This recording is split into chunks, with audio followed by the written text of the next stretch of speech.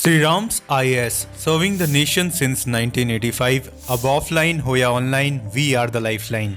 Hello students, welcome to Shriram's IAS. Welcome to this marathon class. This is a very important class for your upcoming prelims examination.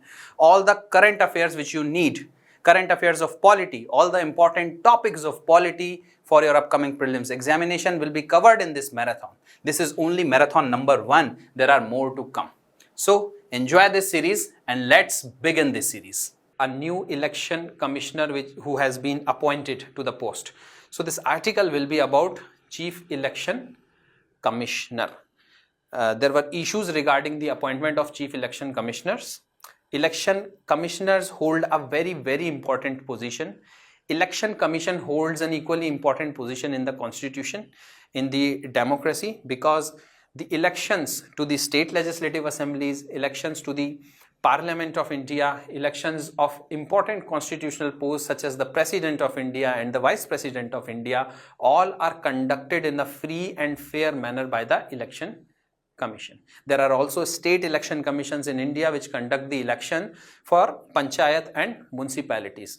So in order to maintain the political democracy in the country, it is very important to have a free and fair election, and equally important to have a body who looks after the freeness, the fairness of the election process in the country. And there is where Article 352 jumps in. Article 324 comes in. 324 mentions about Election Commission and also about Chief Election Commissioner and other election commissioners. So clause 1 mentions about Election Commission. Clause 2 mentions about the appointment of Chief Election Commissioner and other election commissioners. But one important thing is that the process of appointment of Chief Election Commissioner is not given. Process is not given. Now, in the absence of process, what happened and what was happening from decades? From decades, on the basis of the recommendation made by the Prime Minister, the President used to appoint the Chief Election Commissioner. So, many civil societies, many NGOs used to raise this question about the fairness of this selection process, about the transparency in the appointment of Chief Election Commissioner, because the involvement of Prime Minister is directly there. And as we know, India is a multi-party system. The largest political party or the coalition of parties who are getting the maximum number of seats in the Lok Sabha, they make the government. And Prime Minister is the head of the government, and he is the one who is recommending to the President to appoint a person on the post of Chief Election Commissioner. So there will be questions about the transparency of the process, about the integrity of the process. So this case went on to Supreme Court. Okay, and what Supreme Court did in one of the very important judgments in 2023, Supreme Court said that until the Parliament makes the law, there shall be a selection committee consisting of the Prime Minister, the Leader of Opposition in Lok Sabha, and the Chief Justice of India. This was in 2023. Subsequently, the government has came up with an act in 2023 for the process of election of Chief Election Commissioners and other elections, which said that there has to be a search committee which is going to search for 5 important candidates who can be made the Chief Election Commissioner. And that search committee will send the names to the selection committee, and this selection committee will consist of the Prime Minister, the Leader of Opposition or the leader of the biggest party in opposition, and a cabinet minister appointed by the Prime Minister.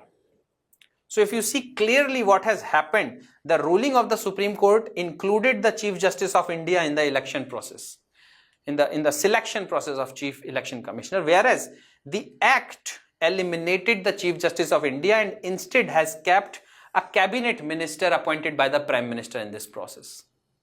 So clearly,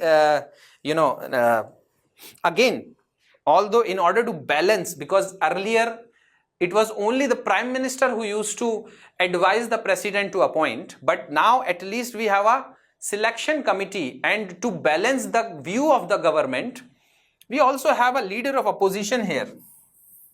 This is a critical thing which has happened in Indian democracy, that leader of opposition has been included in the selection committee for the appointment of chief election commissioners. Earlier, three different people from three different organs of the government were included as per the ruling of the Supreme Court. Prime Minister, he is a member of executive, also the member of legislature. Leader of opposition comes from legislature, and CJI, Chief Justice of India, is a part of the judiciary. But here if you see, again, the power is tilted towards the executive, because the Prime Minister and the Cabinet Minister, they are going to be on the one side, but at least to balance them and balance their view, there is a leader of opposition to look into the matter. So it's a good progress which has been made as far as the election or the appointment of the Chief Election Commissioner goes. Now, let us see these things on slide. Recently, Mr. Gyanesh Kumar has been appointed as the Chief Election Commissioner of India. So, Election Commission of India, as we all know, it's a constitutional body responsible for conducting free and fair elections. Free and fair elections to the Parliament, to the state legislative assemblies, to the important posts of President, Vice President. Okay. Then it is composed of the Chief Election Commissioner and the other election commissioners, and the number of these election commissioners are fixed by an act brought by Parliament. Okay, this is something important for you to understand. Article 324 clause number 2 of the Indian Constitution provides for the appointment of Chief Election Commissioner and other election commissioners, but as I told you, a process was not mentioned here. The process is not mentioned, and that was the bone of contention from so many years, that the questions were raised on the selection process of the Chief Election Commissioner. Concerns over the appointment process. Historically, how appointment was done? It was controlled by the executive. It was controlled by the executive without a formal consultation process. Civil societies and other NGOs have raised questions for it. And appointment of Chief Election Commissioner before 2023, because as I told you, in 2023, Supreme Court judgment came first, and then an act was introduced in order to appoint the Chief Election Commissioners and other election commissioners. So there was no specific law. Appointment was made by the President on the advice of the Prime Minister. There was a convention that the person from the Election Commissioner, whoever holds the seniority, would become the Chief Election Commissioner. But that convention is no more followed after the Act of Parliament which is passed, because it contains a search committee also. Okay. So this was the case. Anup Baranwal versus Union of India, March 2, 2023, this judgment came, which has three important elements, three important institutions which are going to be the people who will be involved in the selection process of the Chief Election Commissioner, Prime Minister, Leader of Opposition, and Chief Justice of India. But then government came up with the Chief Election Commissioner and other election commissioner appointment conditions, services and terms, offices Act of 2023. This was a new law which was talking about the election of Chief Election Commissioner. So it also tells so many other things. The new law created search committee and removed Chief Justice of India. This act also talks about the terms, the qualification, the removal and everything related with Chief Election Commissioners. A search committee. The search committee consists of law minister. Along with law minister, there is going to be few officials which were there at the post of secretary, would be helping in searching 5 candidates, and those 5 candidates which are searched from the search committee will then go to the selection committee, which consists of the Prime Minister, leader of opposition, and the Union Cabinet Minister appointed by the Prime Minister, who is then going to select one person among those 5, and the name of that person is going to move to the President of India for appointment as the Chief Election Commissioner. I hope you have understood this. So no seniority as of now. Seniority has given way to a process which is made by the Act of the Parliament, and a wider selection process, because the pool is going to be much bigger from where the candidate for Chief Election Commissioner can be picked up from.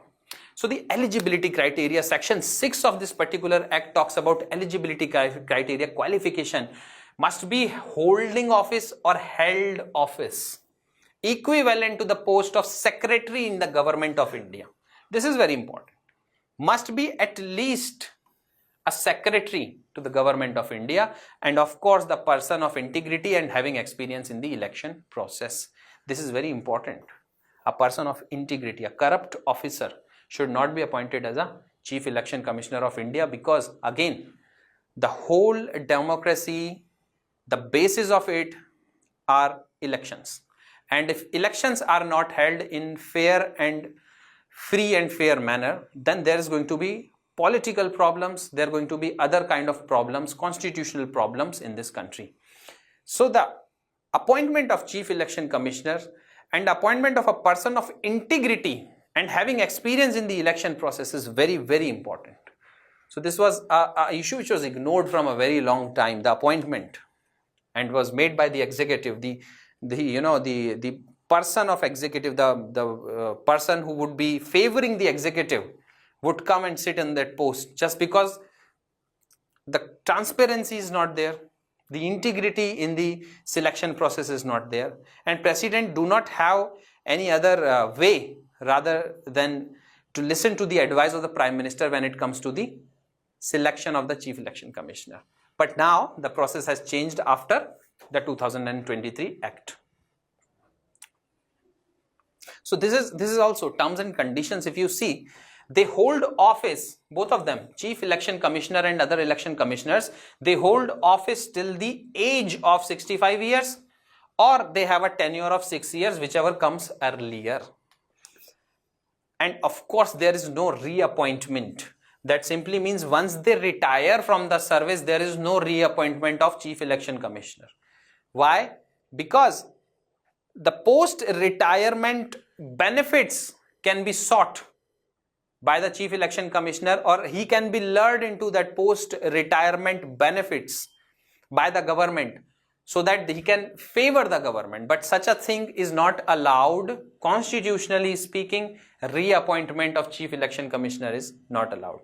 In an election commission, if the election commissioner, so there are Chief Election Commissioners and election commissioner, and if the election commissioner is promoted as Chief Election Commissioner, the tenure of this person, for example, he was election commissioner for 2 years and then he is being promoted to Chief Election Commissioner. If you combined the tenure, the combined tenure should not be more than 6 years.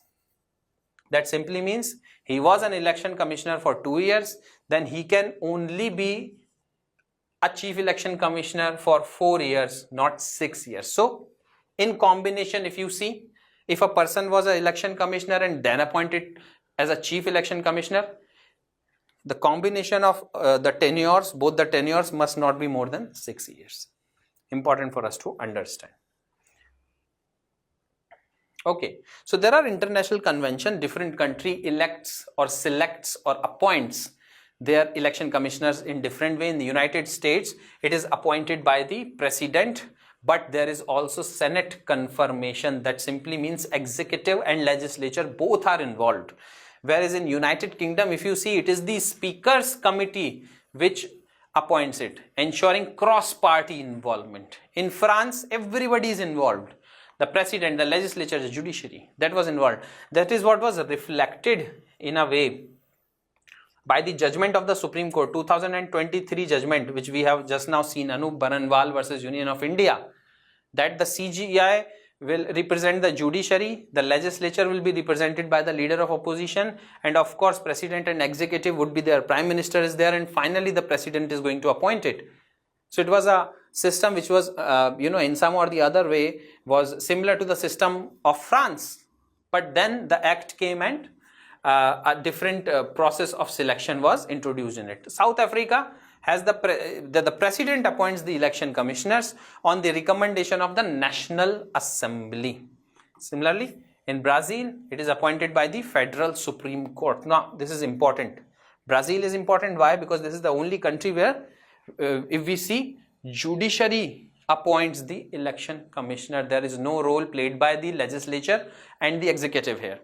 And in Nepal, the president appoints election commissioner on the recommendation of the Constitutional Council, followed by the parliamentary hearing. So these are the examples from different countries.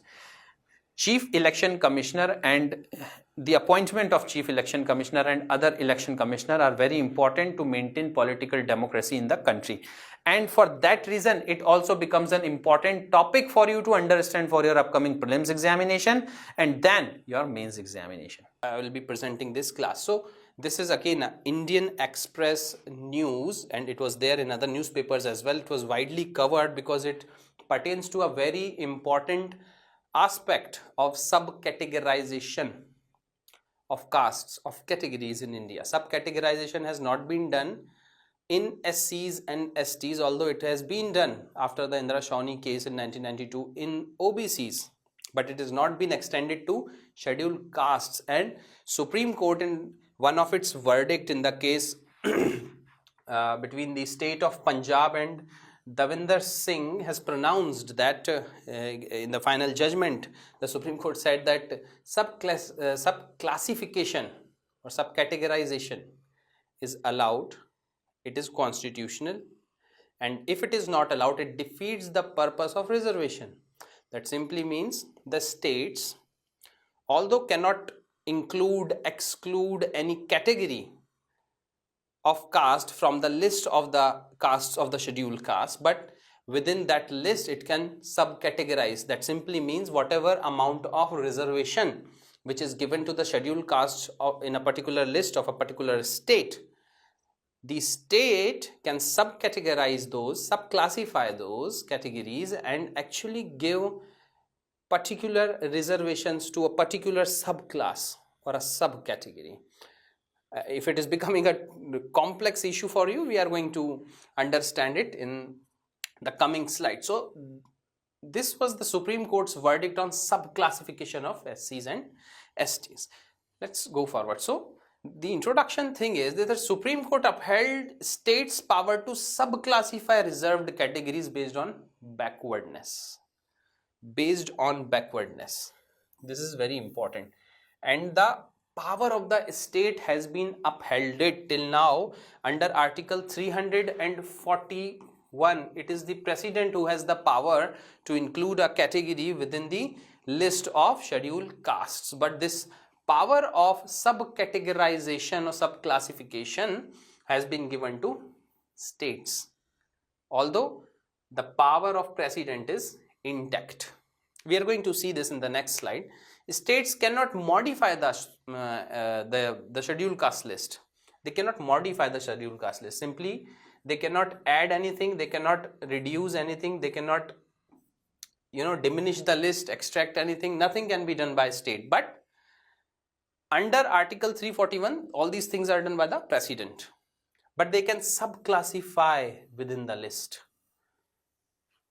They can subclassify. We are going to come to next slides and is going to understand because it's a bit of a complex issue for many people. So let us go to the basics and understand what is this subclassification, subcategorization is all about. Let us first understand the classes. If you see, India is broadly divided into classes, divided into categories. You must be filling up your forms for different examination, claiming reservations, putting up forms or some sort of certificates to prove your category, to get the benefits of reservation. Everything is happening around us. So we need to understand what this basic thing is all about. So we have categories such as We have general categories, also called as the unreserved categories. Then we have other backward classes, OBCs. The socially and educationally backward classes mostly come under the category of OBCs. Scheduled castes and scheduled tribe, and a new category has also been made, economically weaker sections. Now Article 15 and Article 16 under clause 4, under clause 5, they give several special provisions to SCs, to STs, to OBCs. Some special provisions can be made by state for these categories, and there is where the reservation comes up. For jobs, under Article 16, in educational institutions or for jobs, several promotion only for SCs and STs, special provisions can be made by the state. So this is the very basic slide which you have to understand, that there are categories in India. Now we are going to go and understand something further. Now Article 341, it designates president to make the list. So every state, let's say Andhra Pradesh, Punjab, Haryana, UP, MP, all of them have their different list of scheduled castes. Who prepares that list? The list is prepared by President of India. This is the power given to President of India under Article 341, clause number 1. And we are talking about scheduled castes. We are not talking about scheduled tribes. For scheduled tribes, the article is 342. And for OBCs, the article is 340. We are talking about scheduled castes because the judgment pertains specially to scheduled castes. 341, clause number 1.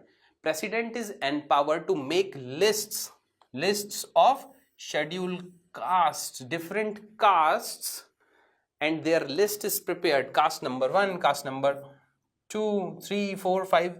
There are a long list of so many castes. Andhra Pradesh will have one list, Punjab will have one list, Haryana, Uttar Pradesh, Madhya Pradesh, everybody will have their own lists according to the people and the caste present in that particular state. Okay. Now, clause 2 of the same article, it empowers the parliament to make changes in that list. It empowers the parliament. It gives the sole authority to the parliament to modify the scheduled caste list. So in both these articles, both these clauses, you do not see the authority of state. The state government is nowhere present. State government is absent. But the Supreme Court has given the power, in the recent judgment, has extended power to the state government to subclassify these castes. We are going to see how. Consultation with governor is required. For example, if president is making a list for Andhra Pradesh, so the governor of Andhra Pradesh needs to be consulted by the president. Okay. Subcategorization. Now we have already seen what is categorization. Categories we have: general category, OBC, SC, ST, EWS. But what is subcategorization here? That simply means it is the categorization within the classes. For example, if there are scheduled castes, okay, there will be so many castes within it. Now, scheduled caste is seen as a homogeneous class, the whole homogeneous one section, and the reservation of 15% is given to this particular section. Okay. Now, what if we put 4 castes under this category, 4 castes under this category, and 4 castes under this category? Let us name it A, B, and C.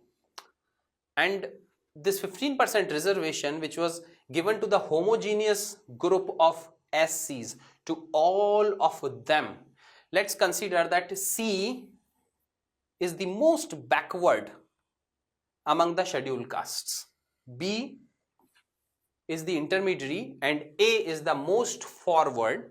within the scheduled caste.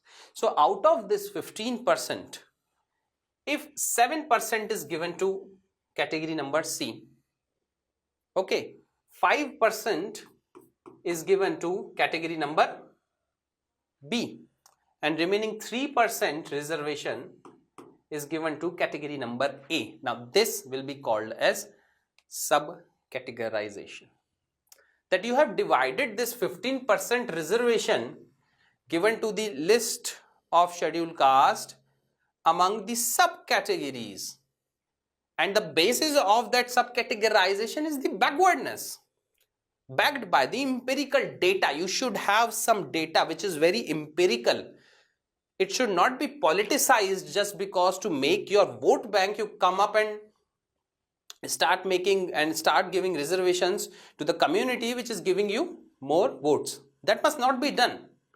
So what needs to be done here is that backwardness must be seen based on the empirical data, and the category which is the most backward needs to be given more reservation. They needs to be uplifted even more. This is the basic idea of reservation. And the Supreme Court has said that if subcategorization is not there, then that basic fundamental idea is defeated. Okay, so let's see in the next slide. So what I was referring to, for example, take Bihar. So Bihar has a list of scheduled castes. Under that list, there are so many castes which are there. Pasi, Musahar, Dom, Chamar, Mochi, etc. So many of them. And all of them comes under the broader category of scheduled castes. So many of them would be very, very backward. Not all of them would be backward, but many of them would be very backward. So, okay. Similarly, in Punjab, in the present case, Punjab was the state. Balmikis are there, Majhabi Sikhs are there, Ramdasiya Sikh are there.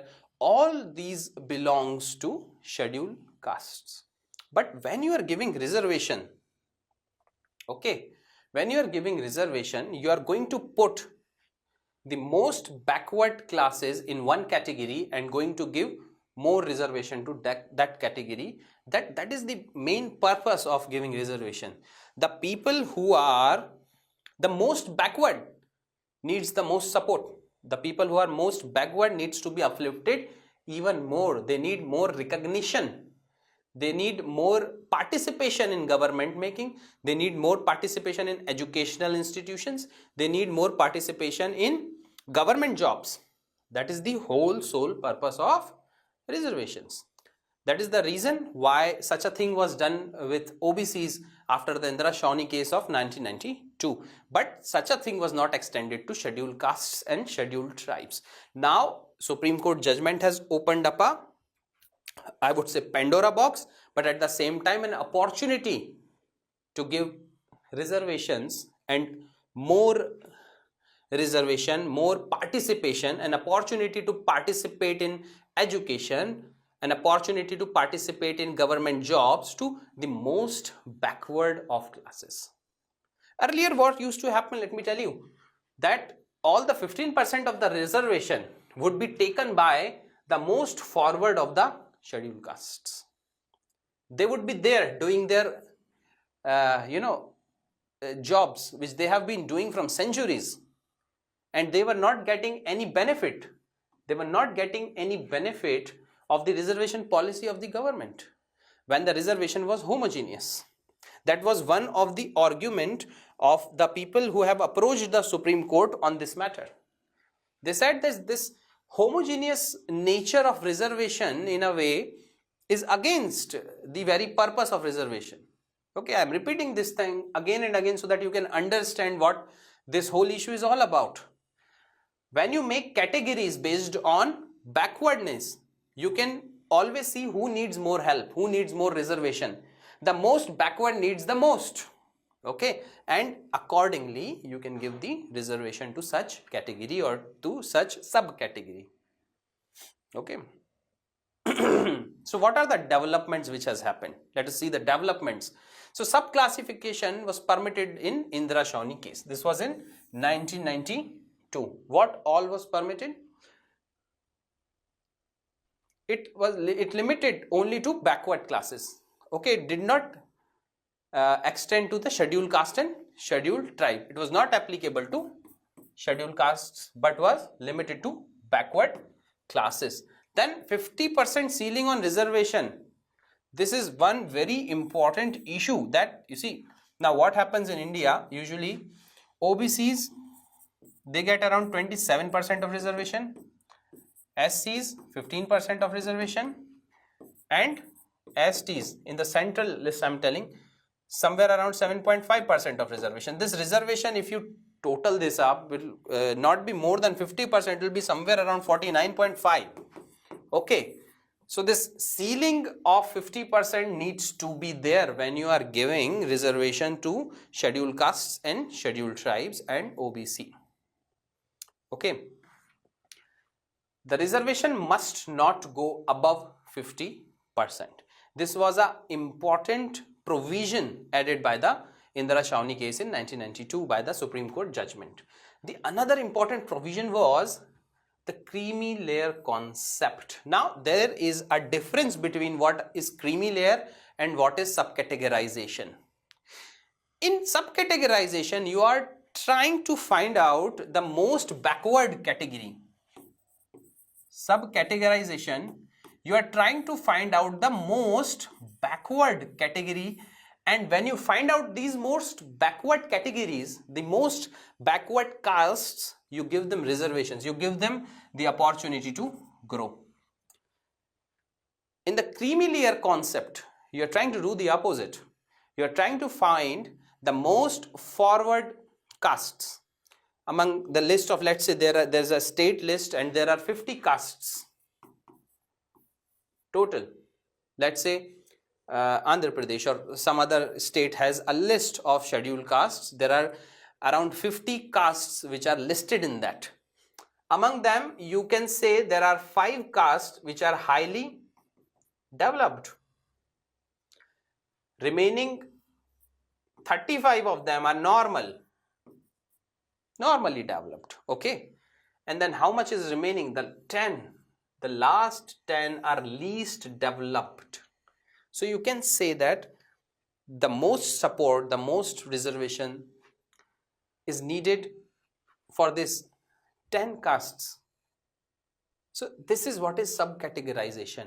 And creamy layer is you are trying to pick up these 5 and stop giving them the reservations, stop giving them the benefits. Why? Because they are above the creamy layer. Creamy layer simply means that the historical benchmarks which were made, the historical abuses which these castes and categories have faced, in the present times they do not face such abuses, they do not face such backwardness, and the social and the economic condition of these classes are such that their castes does not in a way affects their living, their way of life, and their social connect and economic connect. Okay, this is a very important concept. Now the argument which comes is there are other backward classes people who can be categorized as people above the creamy layer, and their caste has no impact on their social and economic standing. But such is not the case with scheduled castes. Even if a scheduled caste person or a scheduled caste family or a particular caste has developed tremendously in today's India, but just because of their belongingness to that particular caste, they face social and economic exclusion. And that is the reason why creamy layer concept cannot be included in scheduled class. This is the one of the argument which were given, which has again been given in Chennaiya case, then again given in the present case. So this creamy layer concept is a very tricky concept. So Supreme Court has in a way accepted this particular creamy layer concept, and it has also said that it can be individualistic rather than, you know, applying it totally onto a caste. So this is the case of 2004. It's a very important case because it rejected the challenge to the provision. See, Andhra Pradesh has came up with one act, Andhra Pradesh Scheduled Caste Rationalization of Reservation Act of 2000, and this act was challenged in 2004 in the court, in the High Court of Andhra Pradesh. So through this act, the government of Andhra Pradesh has provided what? They have classified within their list, they have classified the whole list of caste, different castes, into 4 categories. They have classified them into group number A, group number B, group number C, and group number D. Okay, and they have given 1% reservation for group A, 7% for group B, 6% for group C, and 1% for group D. This is again an example of subclassification, subcategorization. This was rejected in this Chennaiya case of 2004. This became the basis of the present, the opposite party in the present case, the Balwinder Singh and others. They have relied on this case, heavily relied on this case, to tell to the Supreme Court that already this idea has been rejected by court earlier, but the state of Punjab wanted to have the power of subcategorization, and now it has been allowed by Supreme Court judgment. So what was the judicial pronouncement in the present case? Okay, let's just go through it one by one. Supreme Court held that E.V. Chennaiya, which had declared subclassification, we've already seen the subclassification was done into 4 categories of A, B, C, D, giving different number of percentages of reservation to different castes. Within the scheduled caste, impermissible does not lay a good law. That simply means Supreme Court has overturned this judgment of 2004 and it has allowed the states to subcategorize the castes further. The court directed that any further or any future subclassification of scheduled castes by the state government must be based on, they need to have empirical data.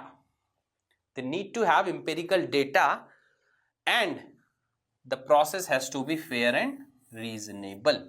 Arbitrariness, politicization of the process, these things are not going to work.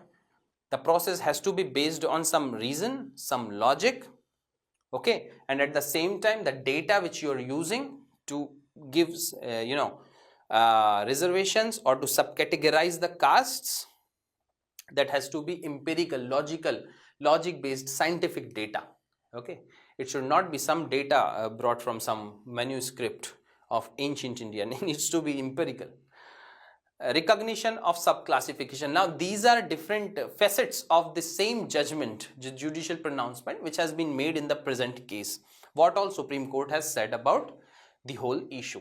Recognition of subclassification as constitutional. This was not constitutional. We have already seen that under Article 341, clause number 1, President have the power to form the list with the consultation of the governor, and 341 clause number 2, the parliament have the power to modify the list. It can act or remove any caste from the list, and the state government did not have any power in this regard.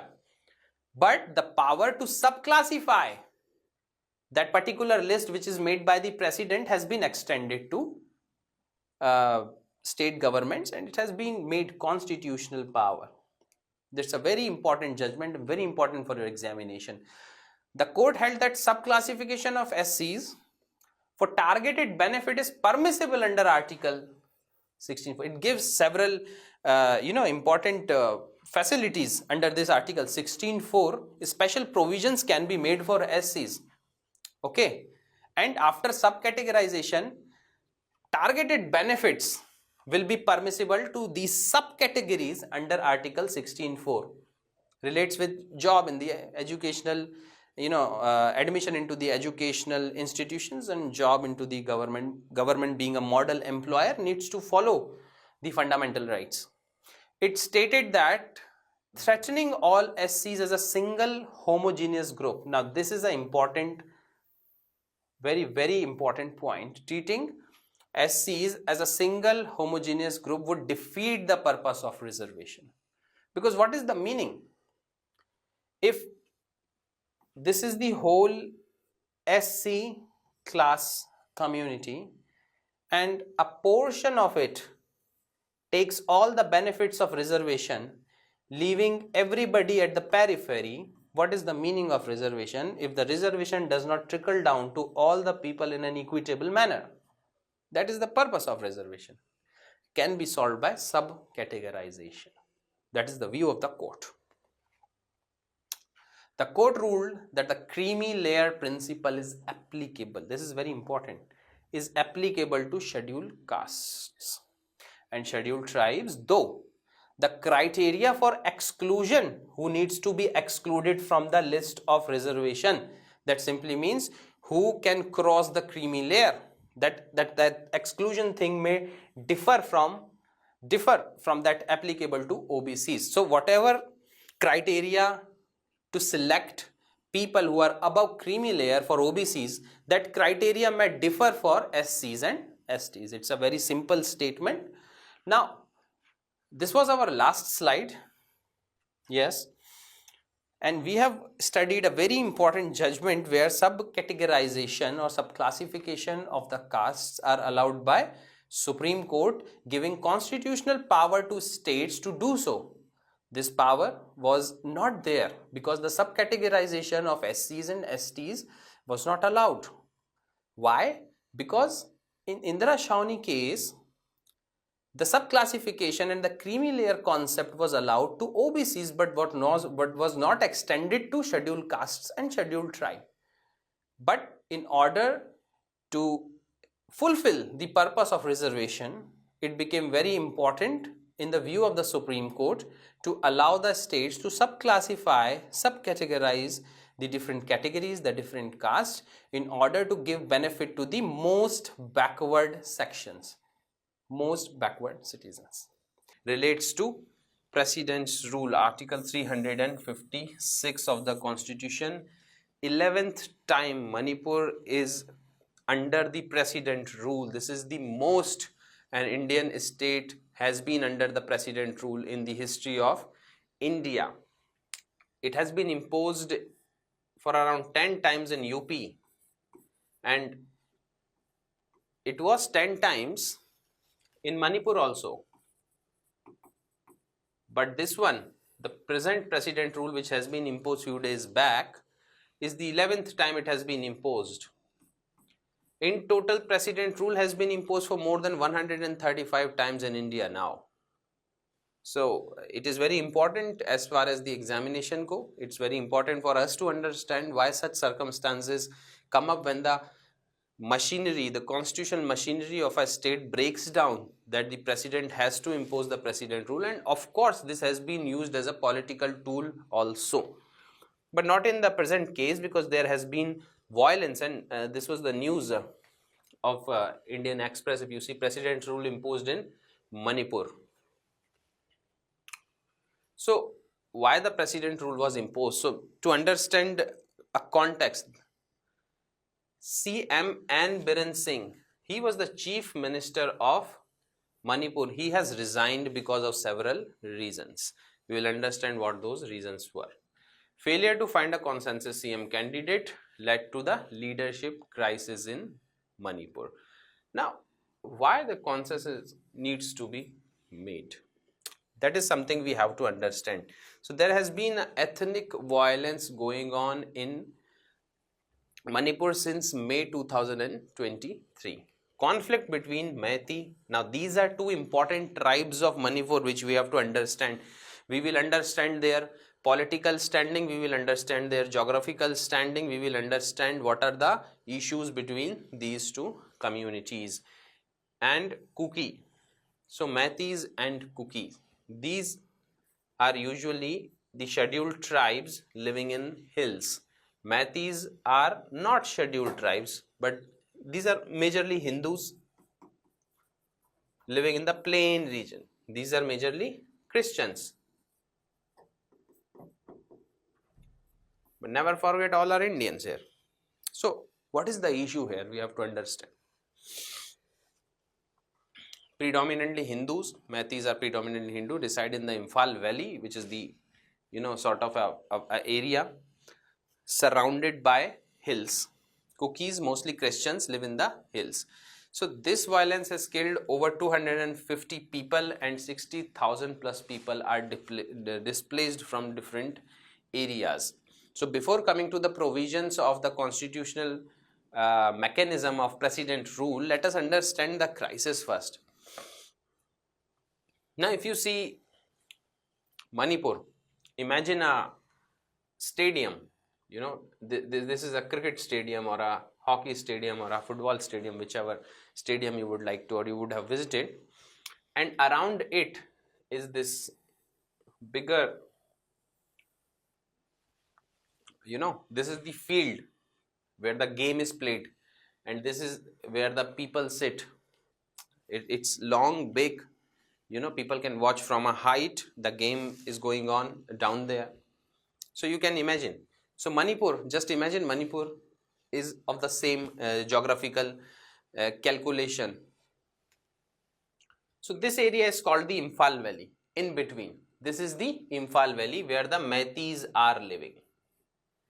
So this area is about 10% of the total area of Manipur.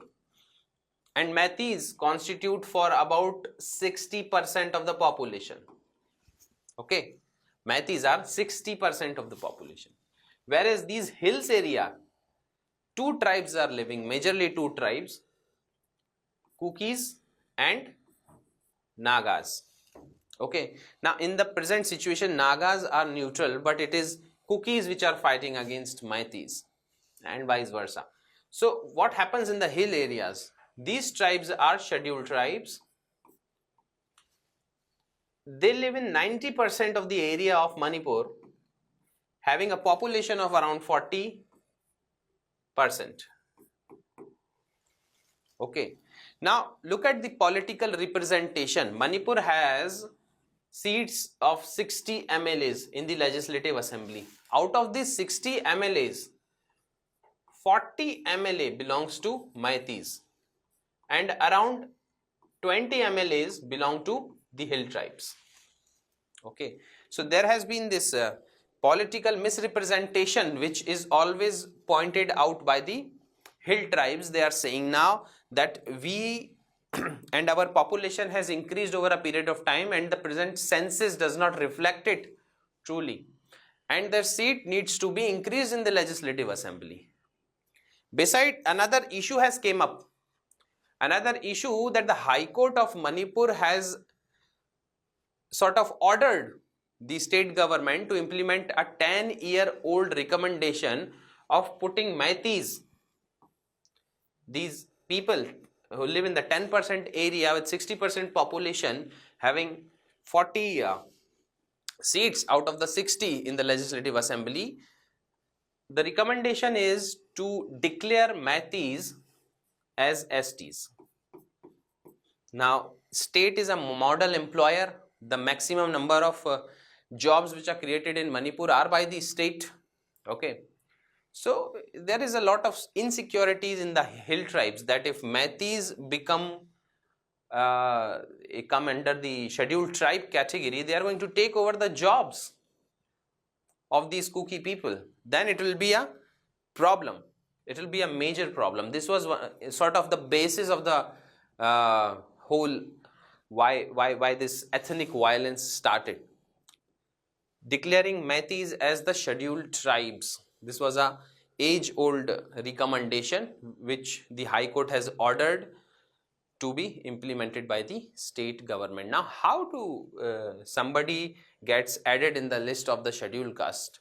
Under Article 341, this is for the scheduled caste, and Article 342 for the scheduled tribe. The president The president is empowered to do so. So state recommends, it reaches to the registrar general, then it goes to the cabinet and the approval happens from the home ministry, and after all that process, finally under article 342, it is the power of the president to include any particular tribe in the list of scheduled tribes of that particular state. So this is the process of inclusion of scheduled tribes in the list. So recently, with all this tension happening, Cookie started calling Meitei as the people who are dominating the whole Manipur. Cookie started calling the administrations as Meitei administration and police as Meitei police. So the clashes started to happen, and because of this clashes, Biren Singh have resigned. Okay, because he was seen as a Meitei leader who was working only for the Meitei tribes and not for the hill tribe.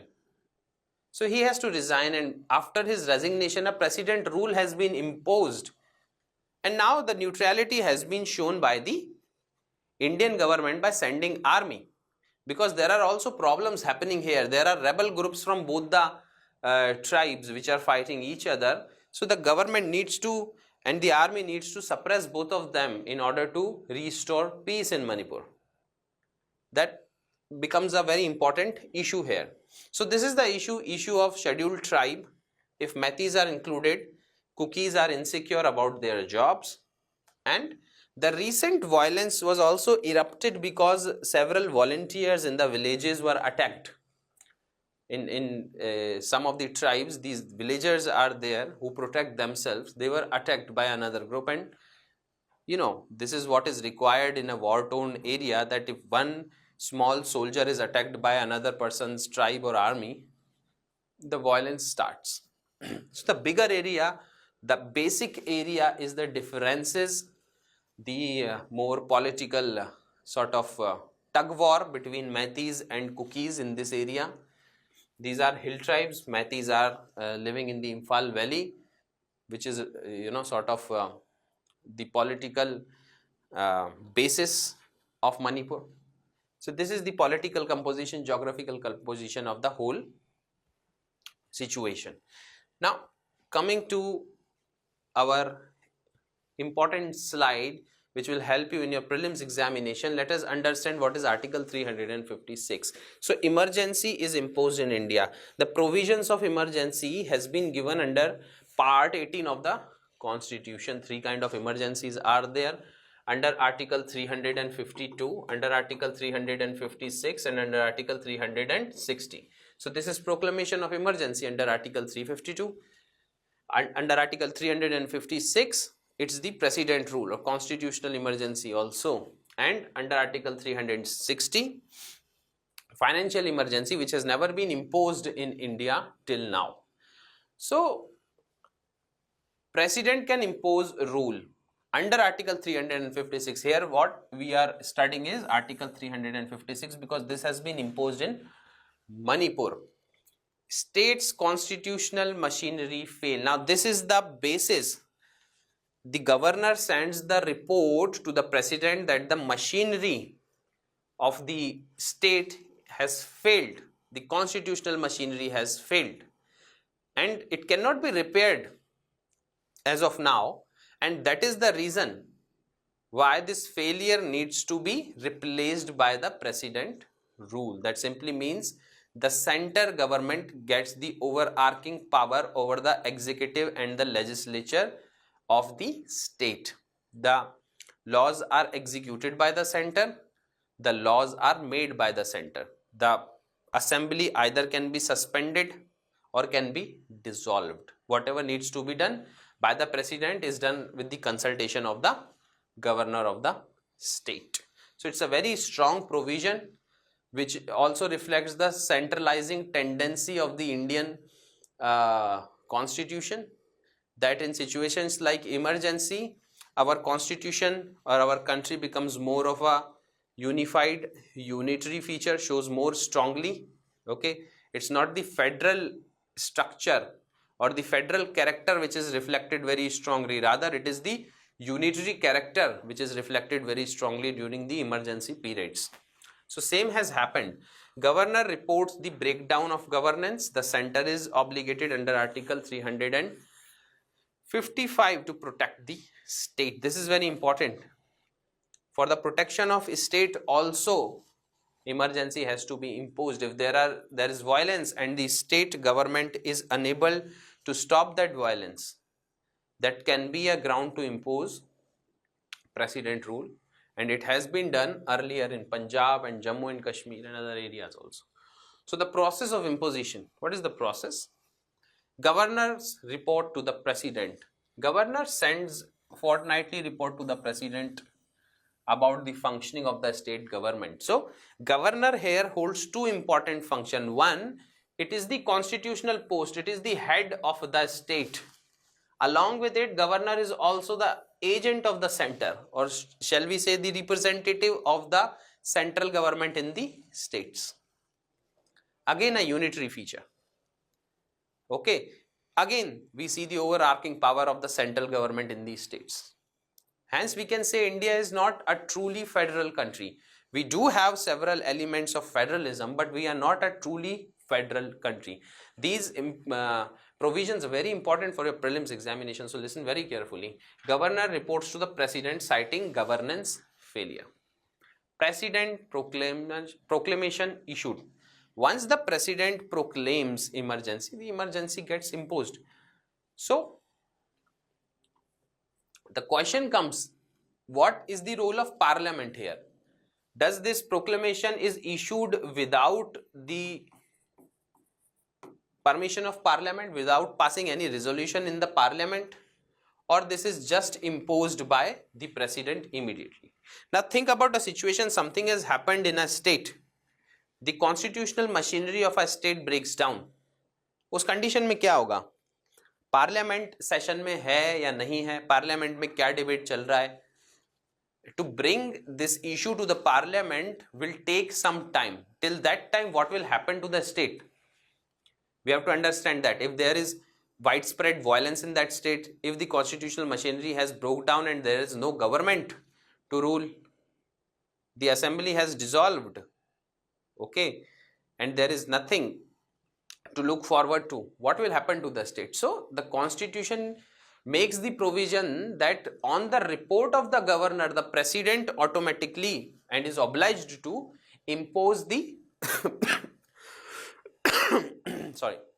impose the precedent rule under Article 356 without seeking for the permission of the parliament. But nothing can happen in this country until and unless there is a check and balance of different organs. Okay, hence this particular proclamation goes to the parliament and it needs to be ratified by parliament within 2 months. That simply means in the month of February, if precedent rule is imposed, so within 2 months the parliament should ratify or approve this particular proclamation. It is very important. For national emergency under 352, this is 1 month, here it is 2 months. Okay, it is so, this is initially valid for, once approval is given, it is valid for 6 months and it is extendable up to 3 years. Beyond 3 years, the precedent rule under 356 is not permissible. You see, if 1 year is passed, and for about 1 year the emergency was imposed, what will happen? That it becomes very important for the election commission and the government to conduct election and form an elected government in that particular state. But if the election commission comes up and says that the condition for election are not there, the ground conditions are not okay to conduct election, that is one reason why the precedent rule can be extended beyond 1 year. The another reason is that a national emergency has been imposed. During the time of national emergency, this precedent rule can also extend over 1 year, but not more than 3 years. Within 3 years, the government has to do something to establish a elected government in that particular state. So what happens? What is the impact here? The state executive is dismissed, okay, and the legislature is suspended. Governors administer the state under presidential authority. Simple provision. So now we are going to see the difference between the national emergency, the proclamation of emergency. The name is given here is the proclamation of emergency, and this is President's rule under Article 356. So what is the trigger here? What is the trigger here? Under 356, it is the governance failure, the breakdown of the constitutional machinery in the state, which is the trigger. A report is sent by the governor to the president. What is the trigger there? There are 3 triggers given: war, external aggression, and armed rebellion. Earlier, this word armed rebellion was not there in the original constitution. Okay. Internal disturbance was the word written, but this internal disturbance is a very vague word. So by 44th Constitutional Amendment Act of 1978, this ground of internal disturbance has been removed and armed rebellion has been written instead of that. So now armed rebellion inside the country, that is a very specific ground to impose the emergency. Of course, war and external aggressions are other grounds. So approval by simple majority of the parliament within 2 months when it comes to the president rule, special majority by parliament within 1 month. Duration 6 months, okay, and extendable up to 3 years. We have already seen under certain conditions. Now what are the conditions? If there is a national emergency and if the election commission refuses, saying that there are difficulties in conducting elections in the state. There is no time limit here. The emergency, the national emergency can be imposed for n number of years. But that is not a very good state of affair for a democratic country like India. And hence, these kind of emergencies, the use of these emergencies, the more it is, the bad it is. The less it is, the good it is. Impact on state. What is the impact on state? The executive is dismissed. Here, when we are talking about the president rule, the executives means the chief minister, the council of minister, they are dismissed. Okay, the whole administration, the whole executive power goes into the hand of the president. Under the presidential authority, governor governs the state. Legislature is also suspended. Rules are made by the parliament. Okay. Here, the state continues to function. It's very important distinction between these two. You must remember for your prelims examination. Fundamental right, no effect during president rule. Here, Article 19 is automatically suspended. Now, there's a tweak here. Under Article 358 and under Article 359, several distinctions are made. If the national emergency or the proclamation of emergency under Article 352 has been imposed on the basis, on the trigger point of war or external aggression, Article 19 is automatically suspended. Article 19 is suspended. But if the emergency is proclaimed on the basis of armed rebellion, then it is not automatically suspended. This is what is written in Article 358. It is very important for us to understand. Okay. Now, coming to Article 359. President has been given the power. President, here the president's power is very important. To take away citizens' right to move to the court. That means the remedies are suspended. If the president wants, during emergency, on whichever basis, it may be war, it may be external aggression, it may be armed rebellion.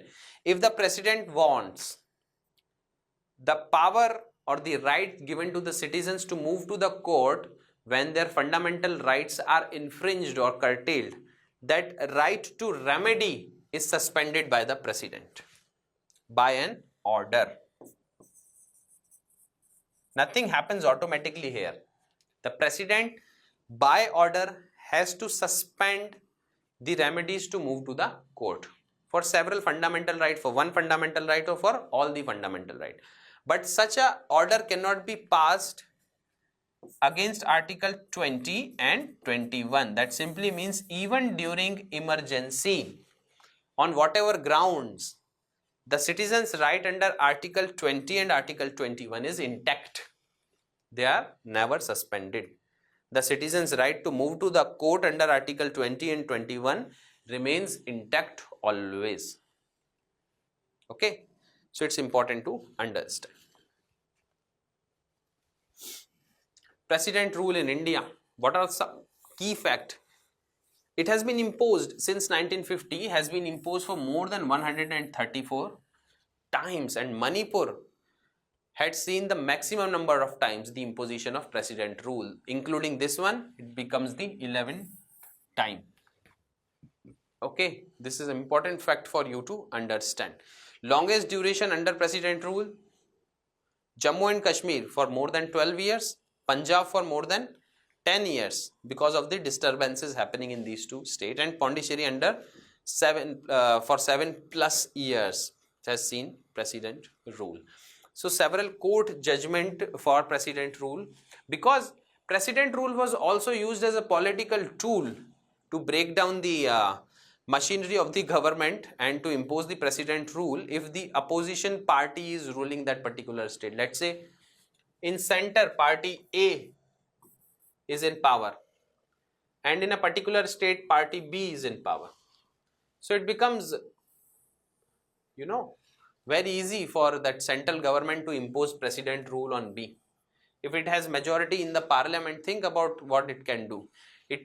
The governor of that state or of any state in India is the agent of the central government. The governor is appointed by the central government. It works on the advice of the central government. It although works on the aid and advice of the council of ministers, but it cannot defy the orders of the central government. Although it is a constitutional post, but the power of its appointment, the power of the removal of the governor are in the hand of the central government. So if the central government has to use this power politically, it just has to ask governor to send a report that a constitutional machinery has broken down in the state, and the president imposes the president rule under Article 356, and the constitutionally elected government is suspended, assembly can be dissolved. So it has been used as a political tool in the past, and that is the case where Supreme Court enters, because if it is 352 or 356, judicial review is allowed in both the cases. You can approach court in both the cases. Okay, so judicial review, court can strike down the misuse of Article 356. Let's say the state imposes 356 today. The opposition party or that state government, the people forming that state government reaches to the Supreme Court saying that, and it's the original jurisdiction of the Supreme Court when some kind of dispute is there between the central government and the state government. That is the original jurisdiction of the Supreme Court. If they reach the Supreme Court saying that the misuse of Article 356 has been taken, there is no breakdown of constitutional machinery in the state, and upon inquiry the Supreme Court finds it to be true, it can restore, Supreme Court can restore the state government back. That is the power of judicial review under the Constitution given to the Supreme Court. President cannot dissolve the assembly without parliamentary approval. So parliamentary approval is needed for dissolution of the assembly. The assembly can be suspended. Okay, after the president rule is over, the same assembly can take over, make the government again. the legislative assembly. Okay, but the dissolution of the assembly then results in election. So you should understand the difference between the word dissolution and suspension. Suspension is for a temporary period. The same assembly comes up and makes the government again. But when it comes to dissolution, dissolution simply means that next election needs to take place for forming the new legislative assembly. Okay. So dissolution can only be done after the approval of the parliament. Must be used as a last resort, not for political gains. This has been said very clearly by the courts. And states are not appendages of the center, as she emphasized on federalism. So, if you see the state government, they are constitutionally elected government with a constitutionally elected head of the state. Sorry, the head of the state is not elected but appointed by the center. Constitutionally elected head of the government, who is the chief minister. You must understand this is the parliamentary form of democracy, where the head of the state is the nominal head and the real power lies in the hand of the head of the government. In the center, that person is the prime minister. In the state, that person is the chief minister. So governor is a constitutional post. The state government has been elected by the people when they have voted. So to just impose a precedent rule disturbing the whole constitutional mechanism is not correct for political gains. And that is why Supreme Court has came up to speak against this a lot. Supreme Court is very vigilant when precedent rule is imposed in the country. It is very vocal. And if somebody approaches and the Supreme Court finds out after inquiry that the grounds were not appropriate, the imposition was illegal, the Supreme Court restores the government back, the state government back. So thank you very much for joining me on this important issue of precedent's rule imposed on Manipur. So we have a slide here which says that Delhi court has ruled on right to residence. Foreigners, now this is one of the part of the ruling where it says that foreigners cannot claim right to reside in India. They can come and they can reside in India, but they cannot claim to be here, because the fundamental right of Article 19 Clause 1 Subclause E, the fundamental right to settle and reside within the territory of India, has not been extended to foreigners. It has only been extended to the citizens, and that is the reason why right to reside cannot be claimed by a foreigner. So Azal Chakma, this is the person who has been detained in the airport by the authorities. A writ petition was filed under Article 226. 226 gives you the power to move to the Supreme Court, to the High Court directly, and similar power to move to the Supreme Court has been given under Article 32 of the Constitution. Okay, so this the uncle of this person has moved to the court under Article 226, also invoking section 482 of the Criminal Procedure Code, where a habeas corpus has been filed. The challenge is the illegal detention of this person called Azmal Chakma. So the petitioner has said that Azal was born and educated in India, and he has multiple Indian identity documents. This is also one thing. Now, important thing is, what is this habeas corpus? Now we know habeas corpus is a legal instrument which empowers people to seek relief from unlawful detention. Okay, if some authority, any authority such as police, it could be ED, it could be CBI, anyone, even private citizen for that matter, if a private citizen also detains somebody, you know, he has to be produced within 24 hours in front of the court. And if it is not done, then a person can directly move to the High Court under Article 226 and to the Supreme Court under Article 32, where this detention can be challenged by filing a writ petition of habeas corpus. Okay, I hope you understood this important thing. And then the court orders to bring that person in front of the court in order to know the legality of his detention. So what was the ruling of the court here when this person approached the High Court? What was the ruling of the court? The court said that Government of India has absolute and unlimited power, absolute and unlimited power to expel foreigners. That simply means if any foreigner is living in this country, a person who is not the citizen of India is living inside this country in the territory of India, the central government has absolute power to expel that person, to ask that person to move out of this country. Same thing cannot be done with the citizen. Why? Because of the fundamental rights available to the citizens of this country.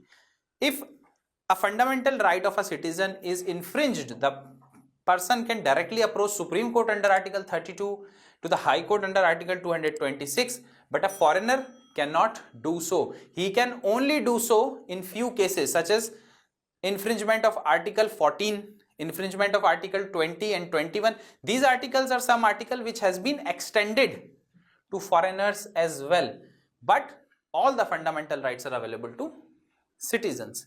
Then what else court said? Fundamental right of foreigners are limited to Article 21. Then the court said that foreigners cannot claim residence under Article 19(1)(e) of the Constitution, which gives the fundamental right to reside and settle in any part of the country.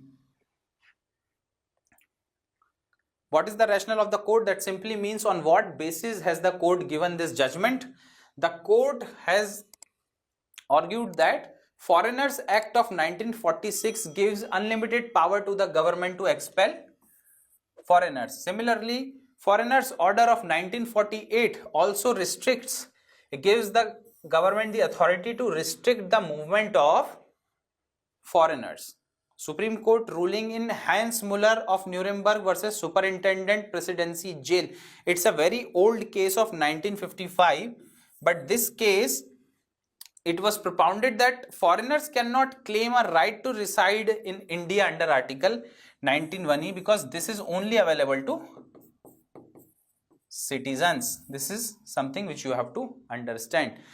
For your prelims examination, it is of paramount value to understand which of the fundamental rights are available to citizens and which are the fundamental rights which are available to citizens and to the foreigners, both of them. The government's power to expel foreigner is absolute. We have already seen it. Then comes the constitutional provision. So a little bit explanation of what is Article 19(1)(e) is given. It gives the fundamental right to every citizen to reside and settle in India. To reside in India and to settle in India. It states that all citizens shall have the right to reside and settle in any part. Okay, in any part of the country. Of course, no right is absolute and there are always reasonable restrictions applied. We will see what is that. It applies to citizens only, okay, not to the foreigners. Subjected to reasonable restriction for public interest. So the reasonable restriction, again, no right is absolute and there are always several restrictions which have been imposed on the fundamental right. So what is the reasonable restriction imposed on the fundamental right of residing and settling? Public interest. So this is the restriction, which simply means in public interest a government can stop a person from residing in any particular part of the country. Protection of scheduled tribes. The areas where scheduled tribes are living, if the city dwellers start to go in those areas and start to live there, then it will become a problem. So this is another reasonable restriction which is imposed on the fundamental right of residing and settling in any part of the country, that wherever scheduled tribes are there, your right to reside in those parts are not absolute and they can be managed by the government. Foreign nationals cannot claim this right. This is important. Foreign nationals cannot claim this right. Now, foreign national can certainly claim Article 21, because India is also a law abiding country, and Article 21 gives the right to life and personal liberty. Liberty and life are very important topic. That is the reason why these rights have been extended to foreigners also. It applies to both citizens and foreigners. Foreigners can demand protection from unlawful detention and unfair treatment within the territory of India under Article 21. Now, there are several global practices when it comes to settlement, when it comes to residing in a particular country. Now, these global practices, these global rules and the global regulations relates to both the people who are living within the country and the people who are not the citizen of that country.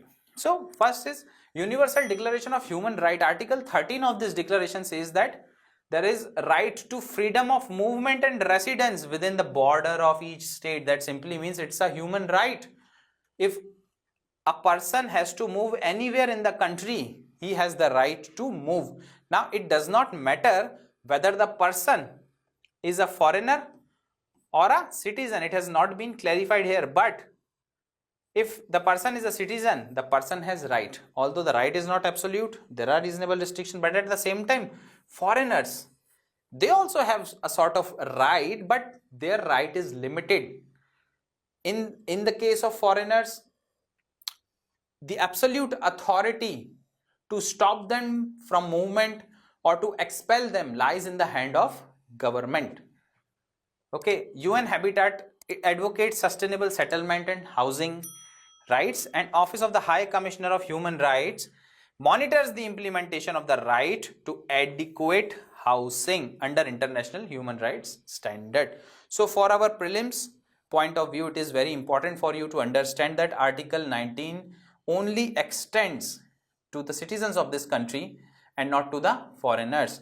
Article 21 is given to the foreigners as well. This is a news from Indian Express which tells about foreign tribunals. It has simply said that Assam government has requested the border police. Okay, so now what border police was doing? Border police was giving the application of illegal migrants to foreign tribunals. Assam government has said that people who are belonging to 6 communities which is mentioned in CAA, could be Hindu, could be Christian, could be Sikh, Parsi, Buddhist and Jain, do not give their cases to foreign tribunal but encourage them to register under CAA or apply under CAA to get a fast track citizenship. Muslims are of course excluded from this. Now, in order to understand what is this foreign tribunal, we have to understand a little bit about NRC, National Register of Citizens. So, coming to the next slide, Assam government instructed states border police not to directly refer citizenship cases of these communities who entered India before, this is the cutoff date, before 31st of December 2014. Anybody who is entering India before this date, and if they belong to these religions, these communities, their cases must not be referred to the foreign tribunals. Instead, what will happen? They have to apply for citizenship under Citizenship Amendment Act of 2019. I hope you understood this much information. Instead of the border police having been told to encourage them to apply citizenship under this CAA Act. Okay. Now, what is the reason for that? It ensures that eligible migrants under Constitutional Citizenship Amendment Act of 2019, the persecuted communities from 3 different countries, Afghanistan, Pakistan and Bangladesh, will get fast track citizenship in India. The time limit which they have to spend, the time which they have to spend in India has also been reduced. The time of naturalization has also been reduced from 11 years to 5 years. And persecuted communities from these 3 countries have to be either Sikh, Buddhist, Jain, Parsi, Christian or Hindus. Okay, now let's move forward. So a special register will be maintained for these particular communities belonging to these three countries who are considered as persecuted people, and if they want, if they desire, they can come up here in India and take citizenship as per the rules made by CAA 2019. Now, Citizenship Amendment Act and its role, simply it fast tracks the citizenship for these 6 communities from 3 countries. We have already understood this. Assam's unique citizenship process. Now, what is different in Assam? If you see, in 1964-65, too many people from Bangladesh have entered Assam, changing their demography, total demography. The Assamese started to become minority and the Bangladeshi Bengalis started to become majority. They may be from either of religion, Hindu or Christianity or other religion, including Hinduism. Now, what happened after that was, in 1985, Assam Accord was signed. So, we will come to this when we study NRC. So, cutoff date here in CAA, as we have seen, is 31st of December 2014, but the cutoff date according to the Assam Accord is different. It is 24th of March of 1971. That simply means anybody who is entering India after this date, after the midnight of this date, and if they are illegally entering India, they will be deported back.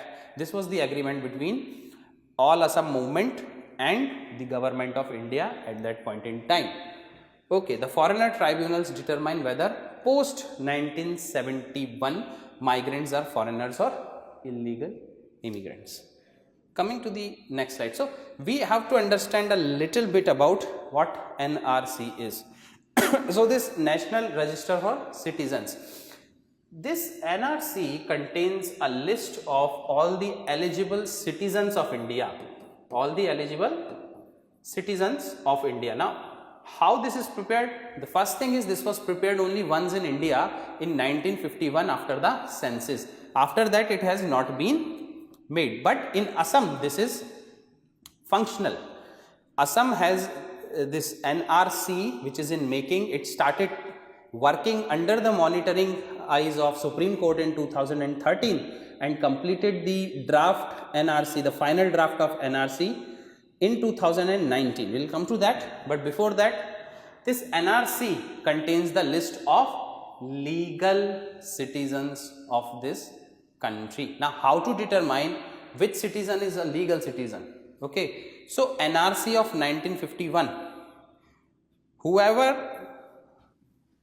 and whosoever's name is present in that NRC of 1951 will be automatically included in the NRC, the present NRC, which was constituted and monitored by Supreme Court in 2013 and worked till August of 2019. Okay, so people who were the part of 1951 NRC.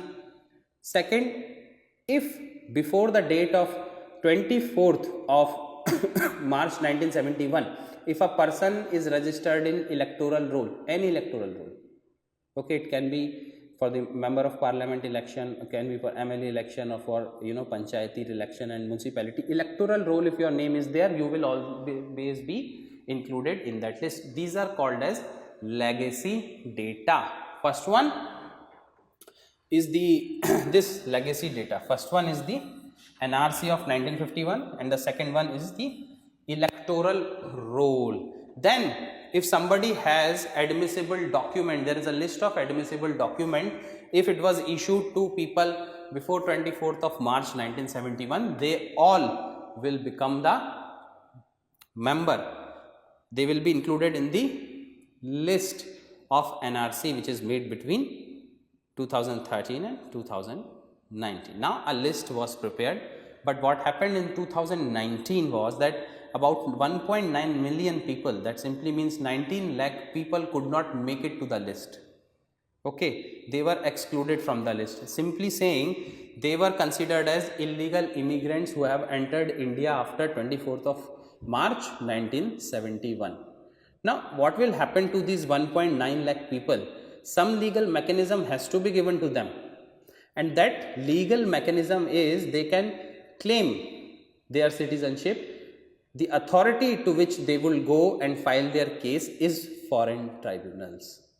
Okay, and if they are not satisfied with the decision of foreign tribunals, they can always appeal in High Court and Supreme Court. So this is the story of foreign tribunals. For that, we have to understand what was NRC, what has happened in the past, and how CAA plays its role. Now, coming to the next slide.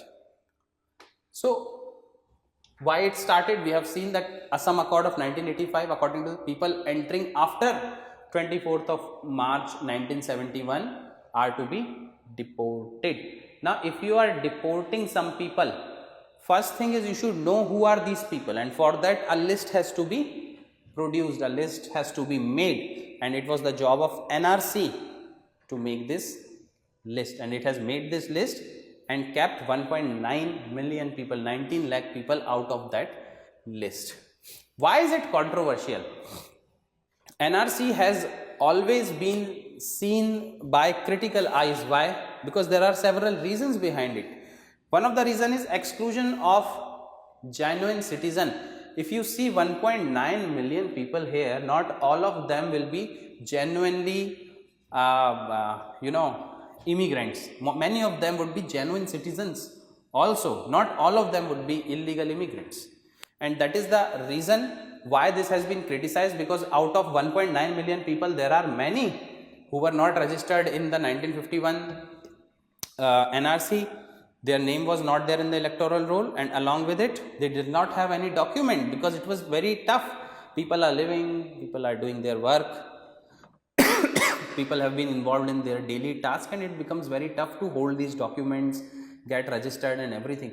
So people who are genuinely citizen of India, they are also included in this 1.9 million people. This is how the critics criticize the NRC. Okay, then communal discrimination, because majority of the people here are Muslims. Okay, so it has been criticized for helping the other communities, especially after coming of the Citizenship Amendment Act of 2019, that NRC is helping or discriminating against Muslims. Okay, so there is a sort of communal discrimination involved here. Cost and time. This is a heavy process. See, it was constituted in 2013 and still it is going on. It although submitted its report in 2019, constituted in 13, submitted report in 2019, but still Supreme Court has requested the NRC, the Registrar General of India, to look after the claims of these people who have been kept out of the list. So it's a very heavy process. Around 50,000 the workers of Assam government were involved in making this NRC. So cost is involved, time delays are involved. This is another criticism. Lack of proper documentation. Does not hold proper documentation. If you start to dive deep and see, there will be many mistakes which you will find in NRC. Sometimes favoritism also plays its role. Fate of the excluded people is in dismay. That simply means 1.9 million people who have been kept outside the list. What will they do? There is no proper mechanism. Although they can go to the foreign tribunals, but there is a criticism that, and one more point, that they have not been thrown away from the country or deported immediately to Bangladesh after their name was not there. So a legal procedure is followed, but there is a criticism that their future is in dismay. Let's come to the next slide. So foreign tribunals, now we are going to understand what is the constitution of these foreign tribunals, what is the role it is playing. So we have understood that all those people who are not included in the NRC, National Register for Citizens, can go and claim their citizenship. They have to go somewhere. So first authority is this foreign tribunal. They go to the foreign tribunal. If not satisfied by the result, they move to High Court and then to Supreme Court. So it's a quasi-judicial body. It's a quasi-judicial body which decides the citizenship status of foreigners. So it was formed under Foreigners Act of 1946. Article 246, you must have heard about Article 246. Lists are there, 7 Schedule 3 lists are there. In that, if you see, citizenship is the matter of the union. So all the expenses are provided by the central government for preparation of this NRC. Current status, what is the current status? Primarily applicable in Assam, okay, foreign tribunals, due to citizenship verification under NRC. They are also running in other parts of the country, but as they are running in Assam, that is unimaginable. You know, the kind of work they are doing in Assam, it is unimaginable, and because of the sensitive situation of citizenship there in Assam. There are around 100 foreign tribunals operating in Assam, okay, where people can go and claim their citizenship. There's a little data which says that since 1966 there are over 1.59 lakh people who have been declared foreigners. So we don't have some kind of a treaty with Bangladesh where we can easily deport these people. So we need that treaty also, and changes which have been seen in Bangladesh. Recent Sheikh Hasina government has been thrown up, and the new government, which is not as friendly to Indians as it should be, because of, you know, because we are the neighboring countries. So that is creating one of a bigger problem. There is no deal where India can send or deport the foreign illegal immigrants to Bangladesh. Coming to next slide, let's see what's there for us. Composition. So how this foreign tribunal is composed? It is headed by judges, advocates and civil servant who are having judicial experience. It's an important point. So judges, advocates and civil servants are the members or the head of NRC in Assam. Functions: it decides the cases of suspected foreigners referred by the local authority. It can be constituted under DM, directly under the district magistrate, and those local authority which put cases in front of it related to the foreign national, the foreign tribunal solve those matters, adjudicate on those matters, becomes a judge on those matters. It's applicable nationwide but mainly operating in Assam. This is very important to understand. They can ask you NRC and foreign tribunals are only applicable to Assam. This is wrong. It is applicable to whole of Indian territory. You must remember this.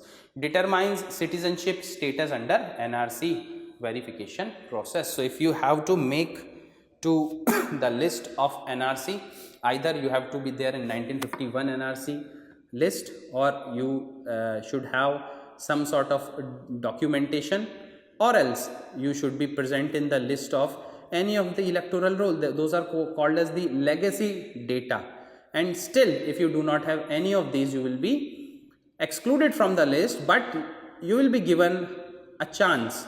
You will be given a sort of legal safeguard to go and apply your case to the foreign tribunal. Sometimes people can go and apply, many of the times the government applies so that they can deport the illegal immigrant which they have pointed out.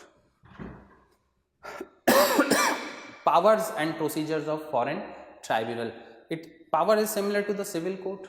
Okay, this acts just like civil court. We have seen it's a quasi-judicial body, although civil court is a judicial body, but here the powers which are exercised or enjoyed by the foreign tribunal is just like the civil courts in India. It can summon witness, it can examine documents and evidences, and notice has to be served within 10 days. That simply means a notice must be given to a particular person whose case comes into the foreign tribunal, and the notice has to be given within 10 days from the making of the application inside the tribunal. So another 10 days is given, extended period to submit proof. It dispose of the case. So it has this legal binding of disposing of the case in 60 days. This is a very important information. So if somebody is found as a foreigner, what will happen? If they investigate, if they inquire, if they summon witness, they examine document and evidence, and they reach a conclusion that Mr. A is a foreign illegal migrant, not the citizen of India, what Mr. A is going to do now? So the foreign tribunals they send such people who cannot make to the list and whose case they have lost the case, they send them to detention center for deportation. So the Ministry of Home Affairs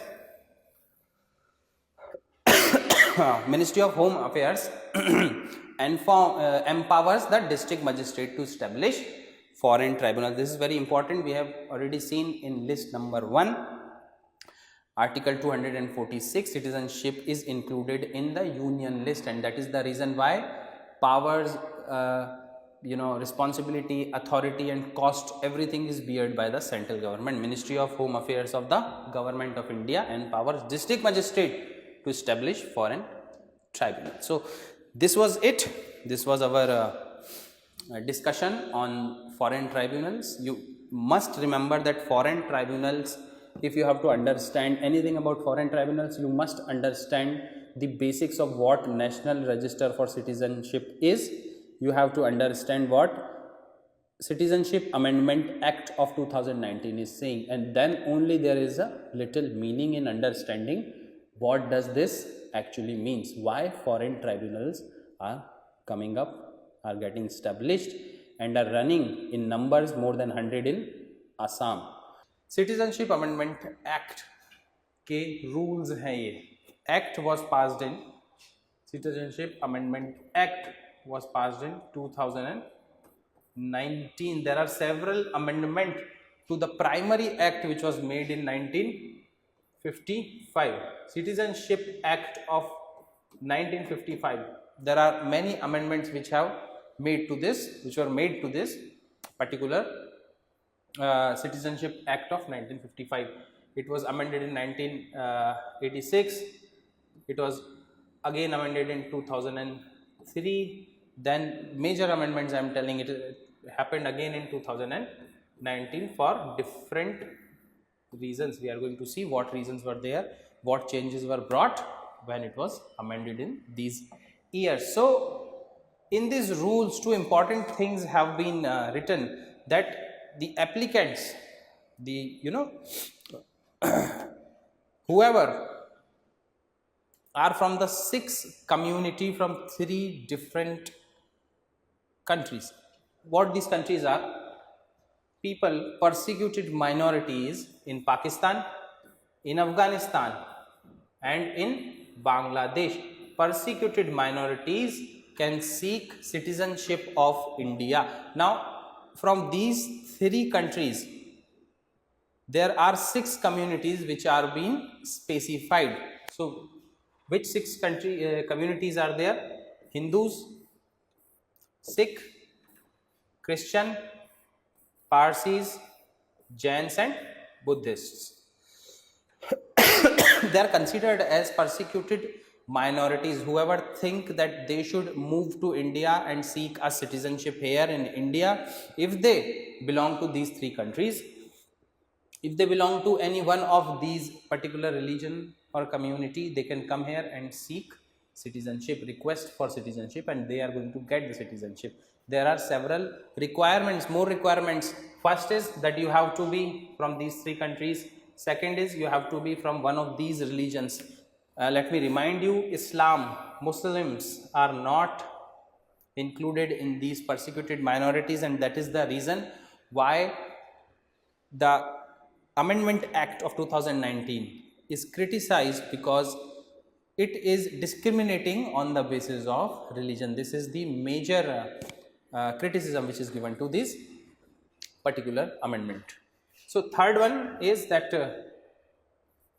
anybody who wants the citizenship and has entered India before the cutoff date of 2014. In 2014, anybody on 31st of December 2014 before this date has entered India, and if the person is living here for 5 years continuously, because the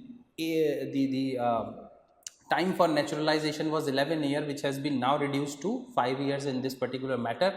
Anybody who enters India before this date or on this date, 31st of December 2014, and if they are living in India from last 5 years continuously, they are eligible to get citizenship.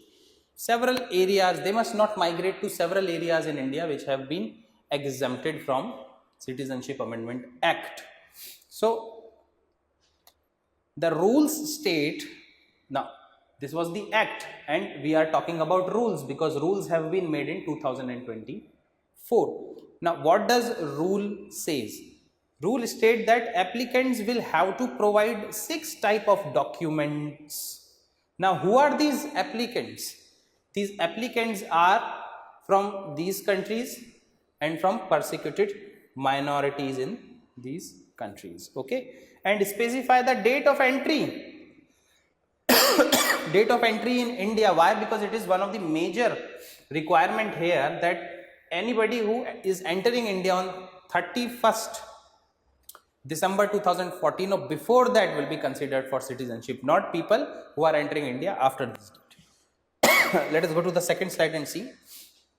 March 2024, the Government of India officially notified the Citizenship Amendment Rules of 2024. That is the reason why it was in current affairs. It is important for your prelims examination. And the objective was to implement provisions of Citizenship Amendment Act of 2019. Now, if you see citizenship in India, it is given in part 2 of the Constitution. Part 2 of the Constitution, starting from article number 5 to article number 11, talks about citizenship in India, but before the commencement of the Constitution. At the commencement of the Constitution means on 26th of January 1950, who all are going to be citizen of India is decided by these articles from 5 to 11. Now, who are going to become citizens of India after the commencement of Constitution? Means after 26th of January 1950 has to be decided by Parliament, and that is the reason in 1955 Parliament brought this particular Citizenship Act of 1955. It specifies several grounds on which you can seek for citizenship in India. Also, you can renounce or terminate or be deprived from the citizenship. All the provisions are given in this act made by the Parliament. And let me remind you, citizenship is the part of the union list under article 246 schedule number 7, and that is the reason why Parliament makes all the law. In India we have a single citizenship. All the states doesn't have their own citizenship. There is no concept of dual citizenship in India. So every person at the commencement of the Constitution, if the person is domiciled in India, born in India, or either of the parents were born in India, or people who have been living in India for more than 5 years, will get the citizenship of India. Now this was during the commencement. On this date, 26th of January 1950, whoever is the citizen of India, according to Article 5 to 11, will remain citizen of India, but from there on, it will be the decision of Parliament. That is the reason this act was passed. Okay, now we are going to see about what the Citizenship Act of 1955 said. It governs the acquisition, renunciation and termination of citizenship, provides for citizenship by birth, descent, registration, naturalization and incorporation of territory into the Indian Union. Now, key amendments. Now, one act came in 1955, but key amendments were made into this act. First amendment came in 1986, where the citizenship has been tightened a little, and the clause that either of the parents, either father or the mother of the person who is born in India, has to be the citizen of India. That simply means if you were born in India and either of your parents, either father or mother, are not the citizen of India, you will not get the citizenship.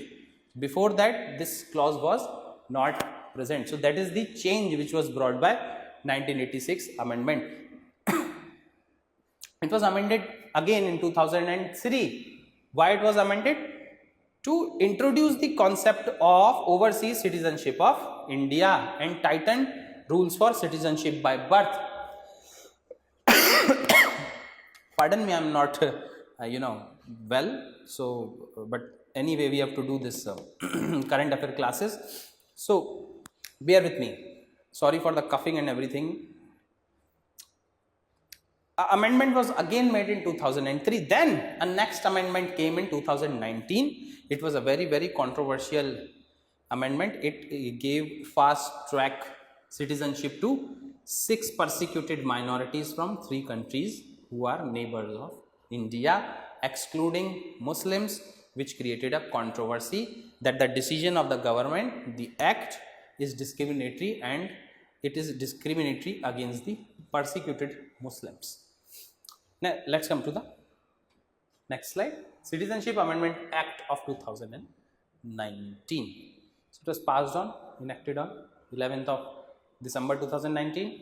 Provides citizenship to persecuted minorities. We have already seen Pakistan, Bangladesh, Afghanistan, 2 communities. These are the communities, 6 communities.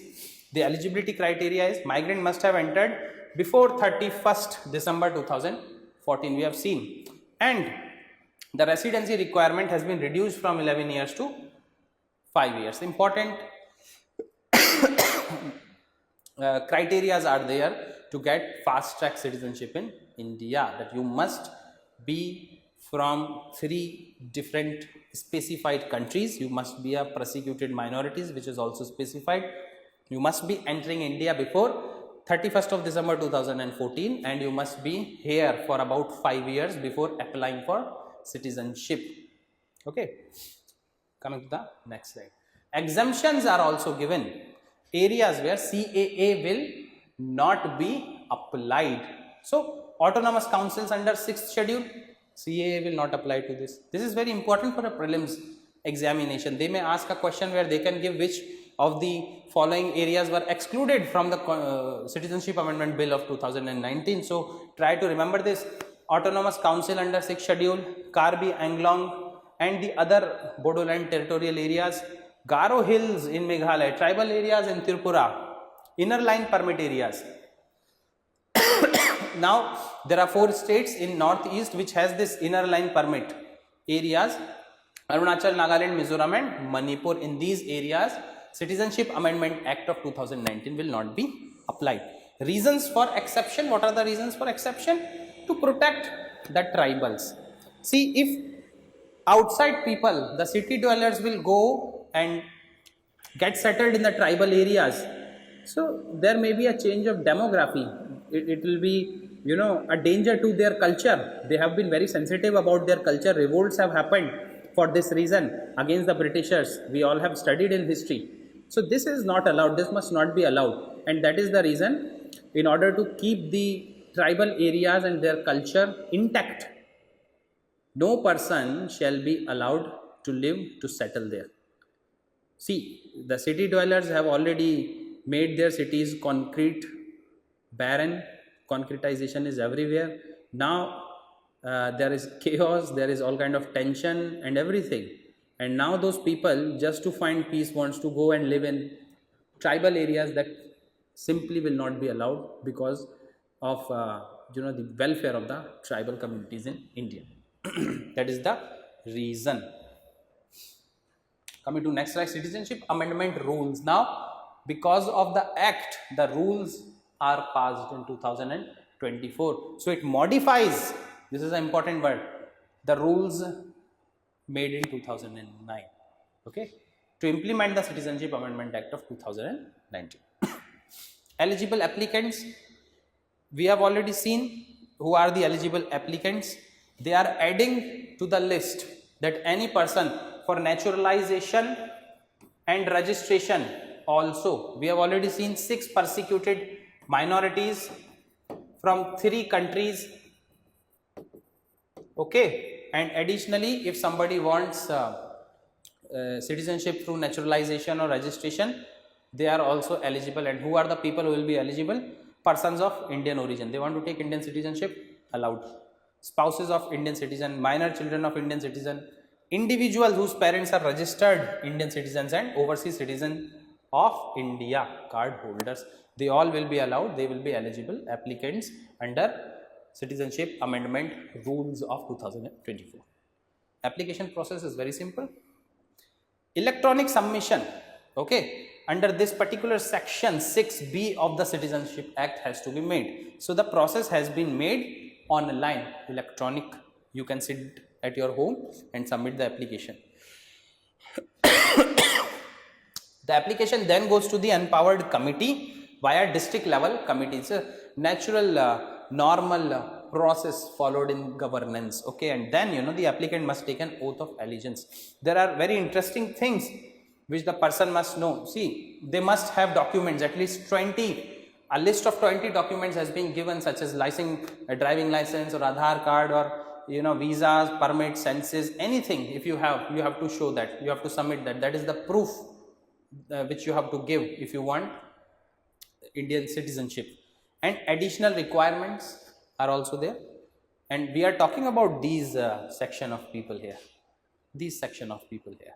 We are not talking about people who have entered India before 31st of December 2014 from 3 countries who are the members of 6 persecuted minorities, because how will they have visas and how will they have driving licenses? We are talking about these people, person of Indian origin, spouse, parents, OCI card holders, and everybody. They must have at least one of the 20 document. They can submit and seek the citizenship of India. Additional requirement is declaration renouncing previous nationality. It's simply under this Citizenship Amendment Act of 1955, you can either renunciate your citizenship, okay, means you can give away your citizenship. You can just make a declaration to the government that I don't want to be anymore the citizen of India. This is called renunciation. Then second is that when you take the citizenship of other country, your Indian citizenship is automatically terminated, because in India the concept of one single citizenship is followed. And then the third way of taking away your citizenship is deprivation, where the government deprives you of the Indian citizenship. These are 3 important grounds on which citizenship can be left in India according to the 1955 Citizenship Act. And here the requirement is that if you are taking Indian citizenship, automatically you have to just give away your previous citizenship from whichever country you were in, wherever you were living. If you want to become Indian citizen, you just have to renounce their citizenship. Then affidavit by the Indian citizen confirming the applicant's character. You must not be a person who has done crimes. You must not be a wanted person somewhere. The character certificate is very much needed, that India is giving you this facility of giving the citizenship. So something must be there. You must be at least a good person. We don't want to give citizenship to criminals. So you have to submit this affidavit of character. This is another requirement. And proficiency in any language mentioned in 8th schedule. If you have proficiency, you can speak Hindi, can speak other Indian languages. If you know one of them, you can get the Indian citizenship. So this is about the rules of citizenship, rules which are recently been passed in 2024 to implement the Citizenship Amendment Act of 2019. These rules were earlier made in 2009. The rules which are made now in 2024 is going to replace those 2009 rules, and it will help in smooth functioning of the governance because of the several requirements made, because of the several things which have been made clear through this particular legislation. This is the judgment, Dr. Balram Singh and others on one hand, and the respondent is the Union of India and another. Okay, this is the issue. This is the news which was covered in Indian Express newspaper. How socialist and secular were inserted in the preamble, and why SC ruled they will stay. So a petition challenging the insertion of words socialist and secular by the 42nd Constitutional Amendment Act in 1976 was challenged, and why this petition was rejected by the Supreme Court. We are going to see this. Coming to the next slide, this is what it is. The Supreme Court in Dr. Balram Singh versus Union of India dismissed petition challenging inclusion of socialist and secular in the preamble. The preamble outlines the guiding principles and core values of the Constitution. So we know, see, the preamble tells about the past, the present and the future of India. If you see the past, so if you have read the text of the preamble, you would see there that this Constituent Assembly, on the date is written 26th day of November, hereby adopt, enact and give to ourselves this Constitution. So it's a historical thing that on that particular date the Constitution was enacted and it was adopted. Now at the same time it tells about the present, how the present status of India, the nature of the state of India. India is a sovereign, socialist, secular, democratic republic. That tells about the present status of India. All those words are very important words. We have already covered that in the concept class series which is going on. What do we understand by the word sovereign, socialist, secular, democratic republic? So in the original constitution only 3 words were written which were pertaining to the nature of the Indian state: sovereign, democratic and republic. India is a sovereign country. That simply means India has the ability to take its own decision, internal decision, external decision, without any external force, without the influence of the external power. That is what is sovereignty in a nutshell. Democratic simply means the power lies in the hand of the people. It is the people who are sovereign here. It is the people who elect the democratically elected government. So people are at the basis, at the core of governance and polity in India. That is what is democratic. And republic simply means that the head of the state, the important constitutional posts, the president, the vice president, the prime minister, they're all elected. They're not hereditary. We're not a monarchical democracy. We're a republican democracy. But then later on in 1976, 2 important words were inserted. Actually, there were 3 words which were inserted. Integrity was also inserted, but in this petition, only 2 words were challenged: secular and socialist. So there were several grounds. We are going to see what were the grounds, but let us first understand a little bit about the preamble of the Constitution of India.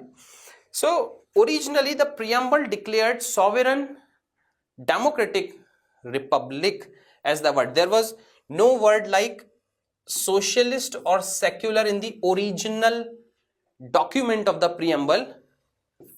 On 26th day of November 1949, or when it was enforced on 26th day of January 1950, only these 3 words were present: sovereign, democratic, republic.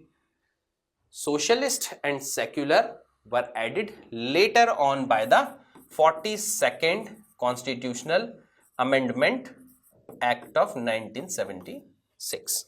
I hope this much information is clear. This is going to be our next slide, that 42nd Constitutional Amendment Act in 1976 during emergency period. Now this is very important because one of the challenges to the inclusion of these words is that these words were included during the emergency period. The emergency, we all know, is included under article, that was proclamation of emergency 352. Also president rule is there under 356, and then financial emergency under 360. These are the 3 articles. So proclamation of emergency 352 was enforced in 1975 and it continued till 1977 because of several political turmoil in that period, and several changes were brought by the new government in 1978 in the 44th Constitutional Amendment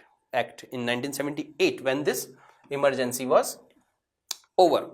So between this period, the 42nd Constitutional Amendment Act was passed, okay, which included 2 important words, socialist and secular, along with a 3rd important word, integrity, unity and integrity of the nation, to promote fraternity, which ensures the unity and integrity of the nation. So earlier it was only to promote fraternity, to ensure unity of the nation, but it has become unity and integrity of the nation after the 42nd Constitutional Amendment Act. Amendment to the preamble are allowed under Article 368. So any amendment which needs to be done in the preamble of the Indian Constitution can be done under Article 368. It has to be done by special majority. It should not be done by simple majority. This is very important to understand. Now, also people ask this one important question, that Keshwananda Bharti case, which has brought the basic structure doctrine. This case was of 1973. In 1973, this case came up which has introduced the basic structure doctrine. And according to this basic structure doctrine, the core values of the Constitution, the basic structure of the Constitution cannot be amended.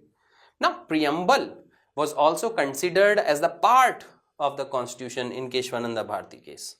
How can the Parliament amend the preamble in 1976 by 42nd Constitutional Amendment Act? Now, this is a question many people ask, that why judiciary has not came up and said something. Judiciary must come up and say something, because earlier they propounded that the basic structure must not be amended. But there is a little tweak here. There is something which you have to see. By the 42nd Constitutional Amendment Act in 1976, the preamble was enriched by adding 3 words, socialist, secular and integrity. They were added to the preamble in order to enrich the preamble. It was enriching the preamble. Now, what is not allowed according to this basic structure doctrine is to curtail something. Okay, you can always enrich it, but you cannot abridge it. You cannot abridge any provision of the Constitution of India which forms the basic structure of the Indian Constitution. This is very important to understand, and that is the reason why court said nothing when the 42nd Constitutional Amendment Act was introduced, and this act introduced socialist, secular and integrity into the preamble of the Indian Constitution.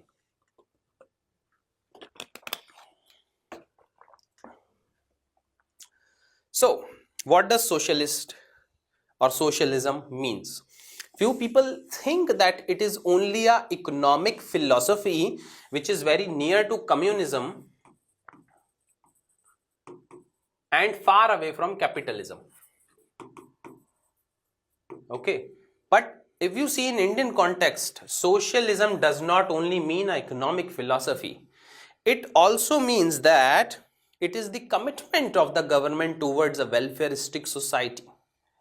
Also, the government has a commitment to equally distribute the resources of the country in an equitable manner. Also, there must not be concentration of wealth.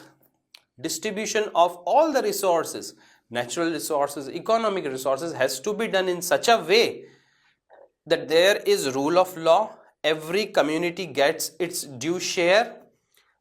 You know, the downtrodden people in this country, unfortunately, there are many sections which we can Today also, after political and social reforms and justice can be called as downtrodden, because they do not hold that much political say, that much social and economic power.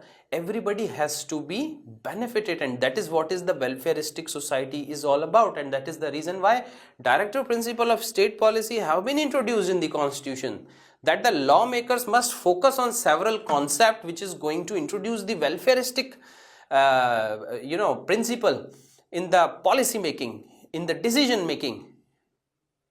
So that is very important, and that is the definition of socialism in India. Socialism is not only about economic philosophy, which is very near to communism and a little far away from capitalism. No, not that much. So commitment to social and economic justice, okay, ensuring equitable distribution of wealth. There has to be a welfareistic society. You pay attention to all the section of the society, especially to the people who cannot be brought to the mainstream or who are still downtrodden. It is the duty of the government to bring them economically, socially into the mainstream of the country. And for that reason, why we have inserted this word socialist. That was the basis, that's the meaning. Now coming to word secular, equal respect and recognition of all religions by the state without favoring any. That simply means Indian state does not have its own religion. It's a secular country. India is neither a Hindu nation, nor a Islamic nation, nor a Sikh nation, nor a Christian nation. Although the state protects all the religion, it safeguards all the religion, it promotes also all the religion, but it does not interfere in religious matter. Although one important tweak is there, state can always interfere in secular matters of the religion, such as marriage, such as inheritance, such as divorce. That is the reason why triple talaq has been thrown away. That is the reason why 1937 Shariat Act has been the provision of triple talaq has been removed or declared unconstitutional. It is a religious matter, but at the same time, marriage, divorce, inheritance, these are secular matters also, although they all work according to the Muslim law and Hindu law and different laws of different religions, but still they are secular matter, and that is the reason the state can interfere. But the core values of a religion, the core values of Islam, the core values of Hinduism, the core values of Sikhism, in all those matters, state has no say, and state maintains a distance from the core values. It does not interfere itself and does not attach itself with the core values of only one religion. And it is reflected everywhere in our society. Also in the constitution, from article 25 to 28, fundamental rights has been given to citizens of the country for professing their own religion. They can practice, propagate and profess their own religion. Can be done. So secular word is a very important word again, and socialist word is a very important word. So these two were inserted by the 42nd Constitutional Amendment Act. Now what problem came? Why are they challenged? See, this is what the court have said. It's very important to understand the grounds on which these two words were challenged in front of the Supreme Court. So one of the statement which was written, which tells you why these words were challenged, is this: the word secular was deliberately eschewed. That simply means it was deliberately avoided. Deliberately avoided by the Constituent Assembly. Why? Because India was a secular country. It is very much implicit in our society, in the way of life of India, in our constitution, in our polity, in our governance, everywhere you see. Secularism is very much inherent. It's very much implicit. And that is the reason why deliberately it was avoided. The word sovereign democratic republic was written, but secular was not added. Okay. Why? Because it is already inherent in, it is already implicit in the Indian society.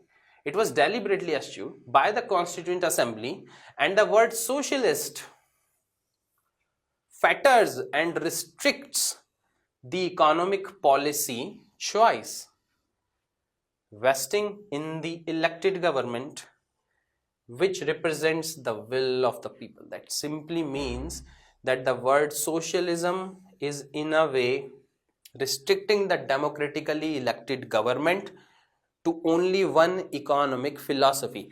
Now these two are the grounds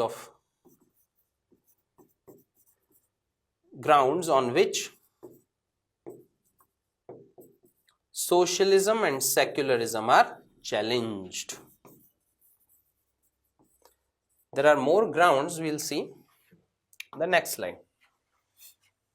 So, retrospective falsity, what does this mean? It simply means that in 1949, word sovereignty was used, word democratic was used, word republic was used, but the word secular and socialist were not used. And it has a retrospective effect. That simply means by adding the word socialist and secular in 1976 into the preamble, they have created a retrospective effect, and that is what they are calling it as retrospective falsity, that the Constituent Assembly did not wanted these two words, but still in 1976 they were added.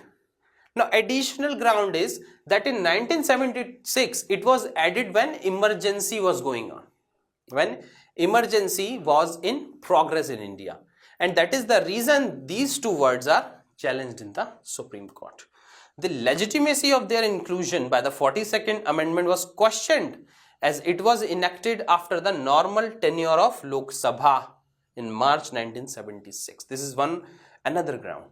Because of the emergency, the period of the Lok Sabha was extended, can be extended by 1 year at a time, and during that extended period this amendment came into being and those two words were inserted, and that is precisely the reason why this has been called as a retrospective falsity. The Constituent Assembly rejected secular and socialist words earlier in the original constitution. Now what was the meaning and the use of introducing these two words in the Constituent Assembly or in the preamble? Socialism restricts economic freedom. You have already seen this. So Supreme Court has given its decision, and Supreme Court has came to some rationale for the dismissal of this challenge. Now what was this? First thing, there is a delay of 44 years. Now from 1976 till 2024, if you see, there is a delay of 44 years. The court ruled that there was no legitimate justification for such a delayed challenge. Means it must have been done somewhere in 1978 only, no? In 1978, a new government was formed which has overturned many decisions which were taken by the previous government, and especially during the emergency period. Okay, but it has done nothing when it came to the preamble and the addition of the word socialist and secular in it. That simply means they have also given it a legitimacy that it is okay to enrich the preamble of the Indian Constitution by introducing two words socialist and secular in it. Okay, so there is a delay of 44 years. Second thing, legislative power. If you see, Parliament has authority under Article 368 to amend the preamble. Means it is the authority of the Parliament and it can amend the preamble as it likes, although it has to adhere to the restrictions made by the basic structure doctrine of the Constitution. Okay, but still the point is very clear that there is no restriction on the power of amendment. You just have to see that basic structure is not violated. Preamble's evolution. Now we have seen the evolution of preamble. Constitution is a living document adaptable to changing times. Over period of time we have adapted the changes made in 1976 and nobody had any issues. Nobody came up with major issues in the addition of secularism and socialism in the preamble. So Supreme Court has said that the preamble and the constitution are adaptable. They are organically growing document and they accept changes. And the meaning of change, the meaning of the term socialism has been evolving over a period of time. Earlier, it may be thought as an economic philosophy, but now if you see, it is the commitment of a state towards welfaristic society, towards equal distribution of the resources, towards economic justice. Okay, so the words has been changing from a long period of time and they are all acceptable in the longer run. Okay, now secularism in the Indian context, if you see, the term was excluded in 1949. In the original document, it was excluded, deliberately excluded due to differing interpretations, but has evolved uniquely in India. If you see, and if you ask anybody in India today, what do they mean by secularism and is secularism important? They all will say in one voice that yes, secularism is important. And it is very good that the word secularism was added. What was implicit was made explicit by addition of this word. Okay, so it's an important thing that over the period of time, the word socialism, the word secularism has been and their meanings has been changing and has been adapting. Okay, the preamble already upheld secular values through its focus on justice, equality, liberty and fraternity. This has already been done. Okay, the addition of secular in 1976 is merely reaffirmed an already existing principle. Good enough. Socialism's flexibility. It does not hinder private sector's growth. This is what court has said. India follows a mixed economy model. Its commitment to be a welfare state. Now the thing is, people think that since socialism is more closer to communism, where everything is owned by the community. So in utopian society that can be possible, but in actual way, if you see in communist regimes, especially in Russia and China, everything, every source and every little bicycle and bike and well are owned by the government, not by the community. Okay, in the original utopian world, communism, where there is no need of government but the community holds everything, that has never came into being. For the first time, a communist government was set up in Russia in 1917 and 1919 during that revolution, and there was no community holding of anything. Community holding simply means holding by the government. The investment was made by the government, property was held by the government. There was no private property. So initially socialism was also thought about as a sort of a substandard philosophy or a second-hand philosophy of communism, where a little bit of private investment with government permission was allowed. But over the period of time, India has evolved too much, and now we can see, the public-private partnership is too huge. The participation of the private sector is huge in India, whether it be education, whether it be health, whether it be any other area. You see, private sector is booming, and there is no economic prosperity without private sector getting involved. Nowadays, Make in India, Digital India, Atmanirbhar Bharat, everything is coming up on the basis of entrepreneurship. Can only be done when you help the private sector to grow. Okay, I hope you understand this. So, socialism has become flexible over a period of time. So, we can say this, that earlier maybe socialism's meaning was the economic philosophy, but today if you see, it is more about welfare state. It is more about involving the private sector and giving everybody the opportunity to grow. It is more about equal distribution of the resources.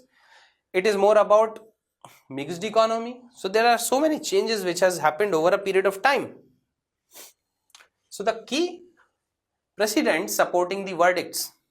The earlier how things were, so the 1973, the Keshwananda Bharti case, basic structure doctrine was established. Now, if Supreme Court is rejecting this particular challenge to the inclusion of the word socialism and secularism by the 42nd Amendment Act, on what basis the court can do this? That preamble today, if you see, and whatever be the content of the preamble are the basic structure.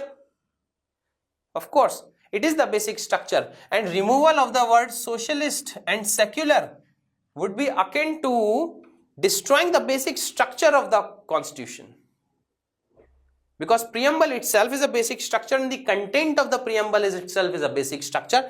That simply means the word socialist and secular are also the basic structure, and hence their removal will amount to disturbance into the basic structure doctrine of the constitution. That is the basis of rejection of this particular challenge which was made in the Supreme Court.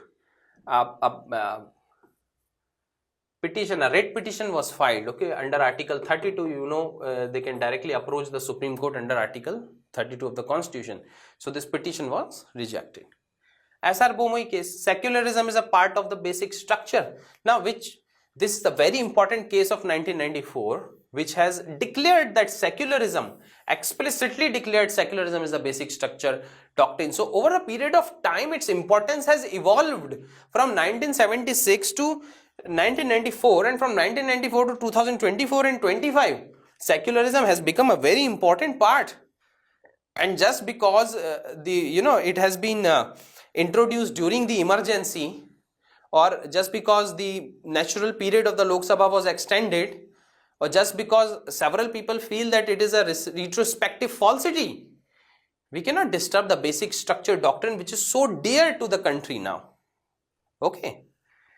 Property Owners Association versus the state of Maharashtra, this is a 2024 judgment, says that it clarified that economic policy remains flexible under the preamble. That simply means India does not stick to socialism as an economic policy, but the meaning of socialism has evolved over a period of time. It means, again and again I am repeating, the commitment of a state towards a welfareistic society, equal distribution of resources, economic and social justice. Okay.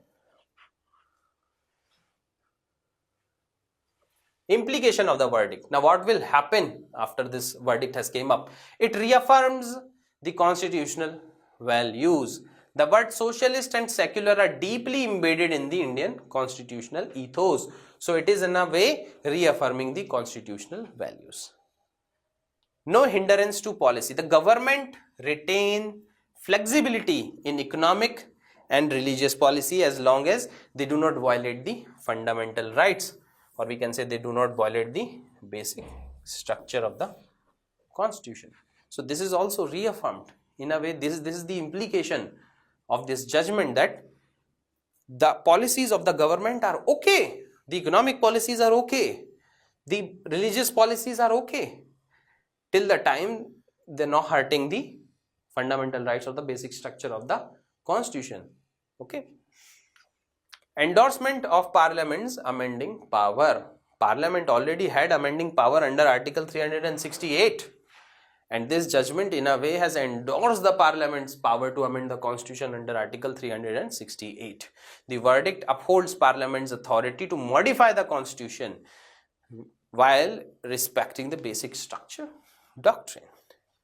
So this is the case was all about. This is the last slide, and thank you very much for joining me in this important video. This, I think, is one of the most important video which will be the highlight in one or two questions maybe asked in prelims exam and hopefully in the mains exam also, because this was a big judgment where, you know, in a unique way the inclusion of the words socialist and secular were challenged, and I don't get the point why integrity was not challenged, but yeah, those two words were challenged, and this writ petition under Article 32 was rejected by the Supreme Court in its judgment.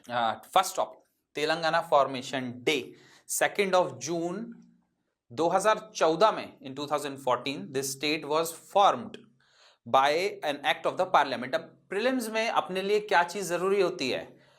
The role of the parliament in formation of states. अब आपने देखा है in our polity, in Indian polity, the power is leaned towards the center. We cannot say that we are a totally perfectly federal state, neither we can say that we are a totally perfectly unitary state, but somewhere in between we are kind of a combination of both the features of the union and the features of the federation. So अब अपन आते हैं इस topic पर और ये देखते हैं कि अपने लिए क्यों जरूरी है. A little bit of history of Telangana we will discuss, and then we are going to go to our next thing about the power of the parliament and formation of the state. That will be a very important topic for our prelims examination.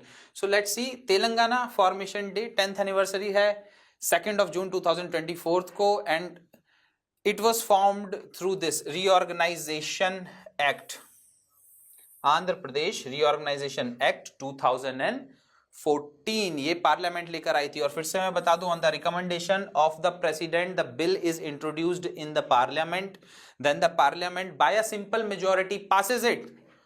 It can bifurcate a bigger state into two parts. It can mix two smaller states and make it one single large entity. It can change the boundaries of the state. It can change the name of the state. Many things can be done by the parliament, and the power of the state legislature is very limited here. Although this bill goes to the state legislature, it can give its advice, but the advice is not binding on the central government. It's not binding on the parliament. Parliament has the absolute power to take decision when it comes to the formation of state. Article 3 of the constitution has mentioned about this power of the parliament, and that is the reason why our polity is leaned towards the center, towards the union, more than towards the state. This is one of the reasons. Okay, then so became the 29th state at that time. Then Telangana before independence. We are going to discuss Telangana, how it was before the independence and what happened after independence, from where this demand of Telangana started to come up.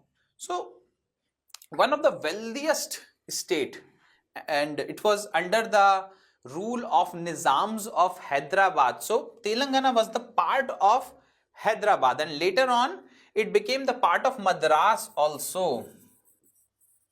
Became the part of Madras also. So state was one of the largest and the wealthiest princely state. Now what happened in 1945? Things were okay till 1945, but in 1945 a revolt broke out, and the leadership of the revolt was done by the communists. The revolt was against the Jagirdari system, which is a sort of a land revenue system, collection of the land revenue from the people. Against this Jagirdari system, a revolt broke out in 1945. Now the Nizam of Hyderabad, he had a sort of personal militia called Razakars. Razakars were very powerful. He gave them more power to suppress this revolt, and this revolt was suppressed very badly. Then came the independence. Then came 1947. India got Azadi in 1947. And now we are going to see what happened after 1947. A standstill agreement was signed between the government of India and the state of Hyderabad. Now why this standstill agreement? Because of the sensitive nature or the sensitive condition or the circumstances in the state of Hyderabad. The Razakars were sort of pushing out people and was torturing people, and all kind of things were done. Now this Telangana region, it is the core area where the Telugu speaking population lives. Okay, you have to understand this. Then Nizam violated this agreement. This standstill agreement was signed by the government with the Hyderabad. Then the provision of this statement, this agreement is very simple, that whatever was the status quo which was maintained between the state of Hyderabad and the British Crown will remain the same, but within 1 week Nizam violated this agreement. what he started doing? He started to stop the exports from India. He started to talk to Pakistan to join Pakistan. And along with it, he did not accept Indian currency as a legal tender. Then the army has to be sent, and within a week the army restored the peace and Telangana became the part of India. Hyderabad became the part of India. So Indian government launched Operation Polo. There was a military intervention by the government, and within 5 days army took control of Hyderabad, and Hyderabad became part B state. We already know there were 4 part A, B, C, D kind of state when India became independence. Part A state was those state which were the the bigger state which were directly under the control of the British Crown. Part B state were mostly the princely state, then the commissionerate state and other kind of states. So state reorganization and Telangana formation. Now we are going to see what happened in 1956, because there were commissions which were set up in order to understand whether language can be the basis for formation of the state. So earlier commissions have rejected it. Dhar commission have rejected it. JVP commission have rejected this idea of formation of state on the basis of language. But then came the Dhar commission in 1953 and it accepted the idea. Okay, and with the acceptance of this idea by the Dhar commission that linguistic basis of the formation of state can be allowed, different states started to get built. An act was passed called as the State Reorganization Act of 1956. It was based on the recommendation of the State Reorganization Commission chaired by Fazal Ali in 1953. So same information. And then in 1969, this is the first time the protest erupted for a separate state of Telangana.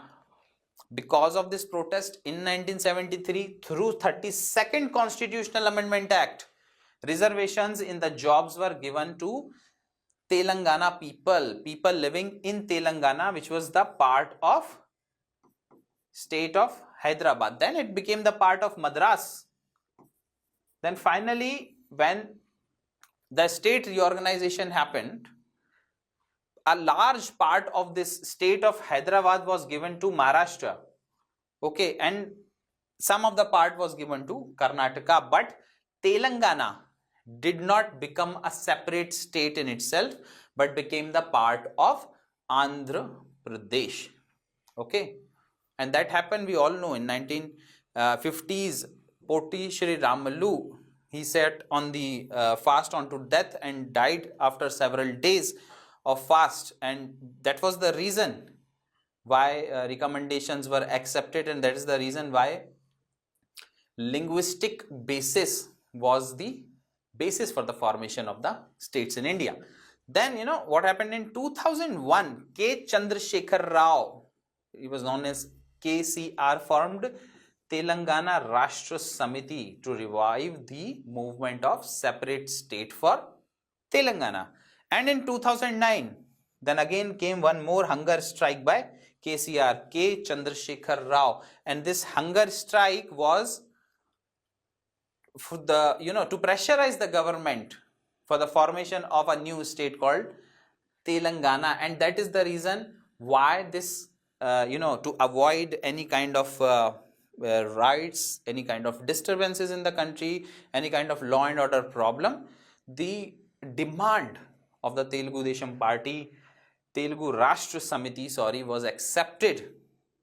And then in 2014, through an act of the parliament, Andhra Pradesh was divided into 2 parts, and the southern and the southeast part, which is the Telangana, became a separate 29th state in India. Okay, this is the whole story of the formation of Telangana. Now let us discuss what is important for prelims here. Article number 3. So what Parliament has the authority. It is not the state which has the authority. for its formation. State cannot secede from the union, state cannot bifurcate itself, state cannot take over the land of the other state and become a bigger state. None of this thing happens, because in Indian polity what is really important is the union. The union is far more powerful than the state. Although we do have a federal polity, but at the same time we do have a strong union, and parliament has the authority and the power to form new state.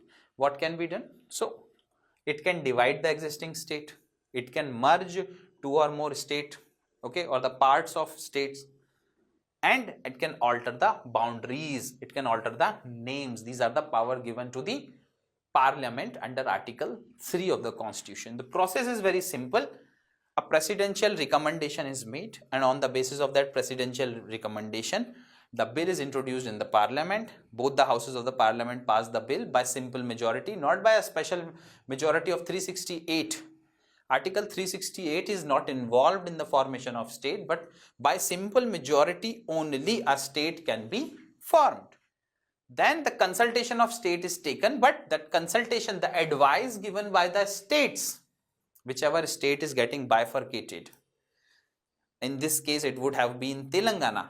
Okay, so the bill which has been passed by both the houses of the parliament then goes to the legislative assembly of Andhra Pradesh in this matter, and whatever be the advice, whatever be the resolution of the state legislative assembly, it has no effect on the powers of the parliament.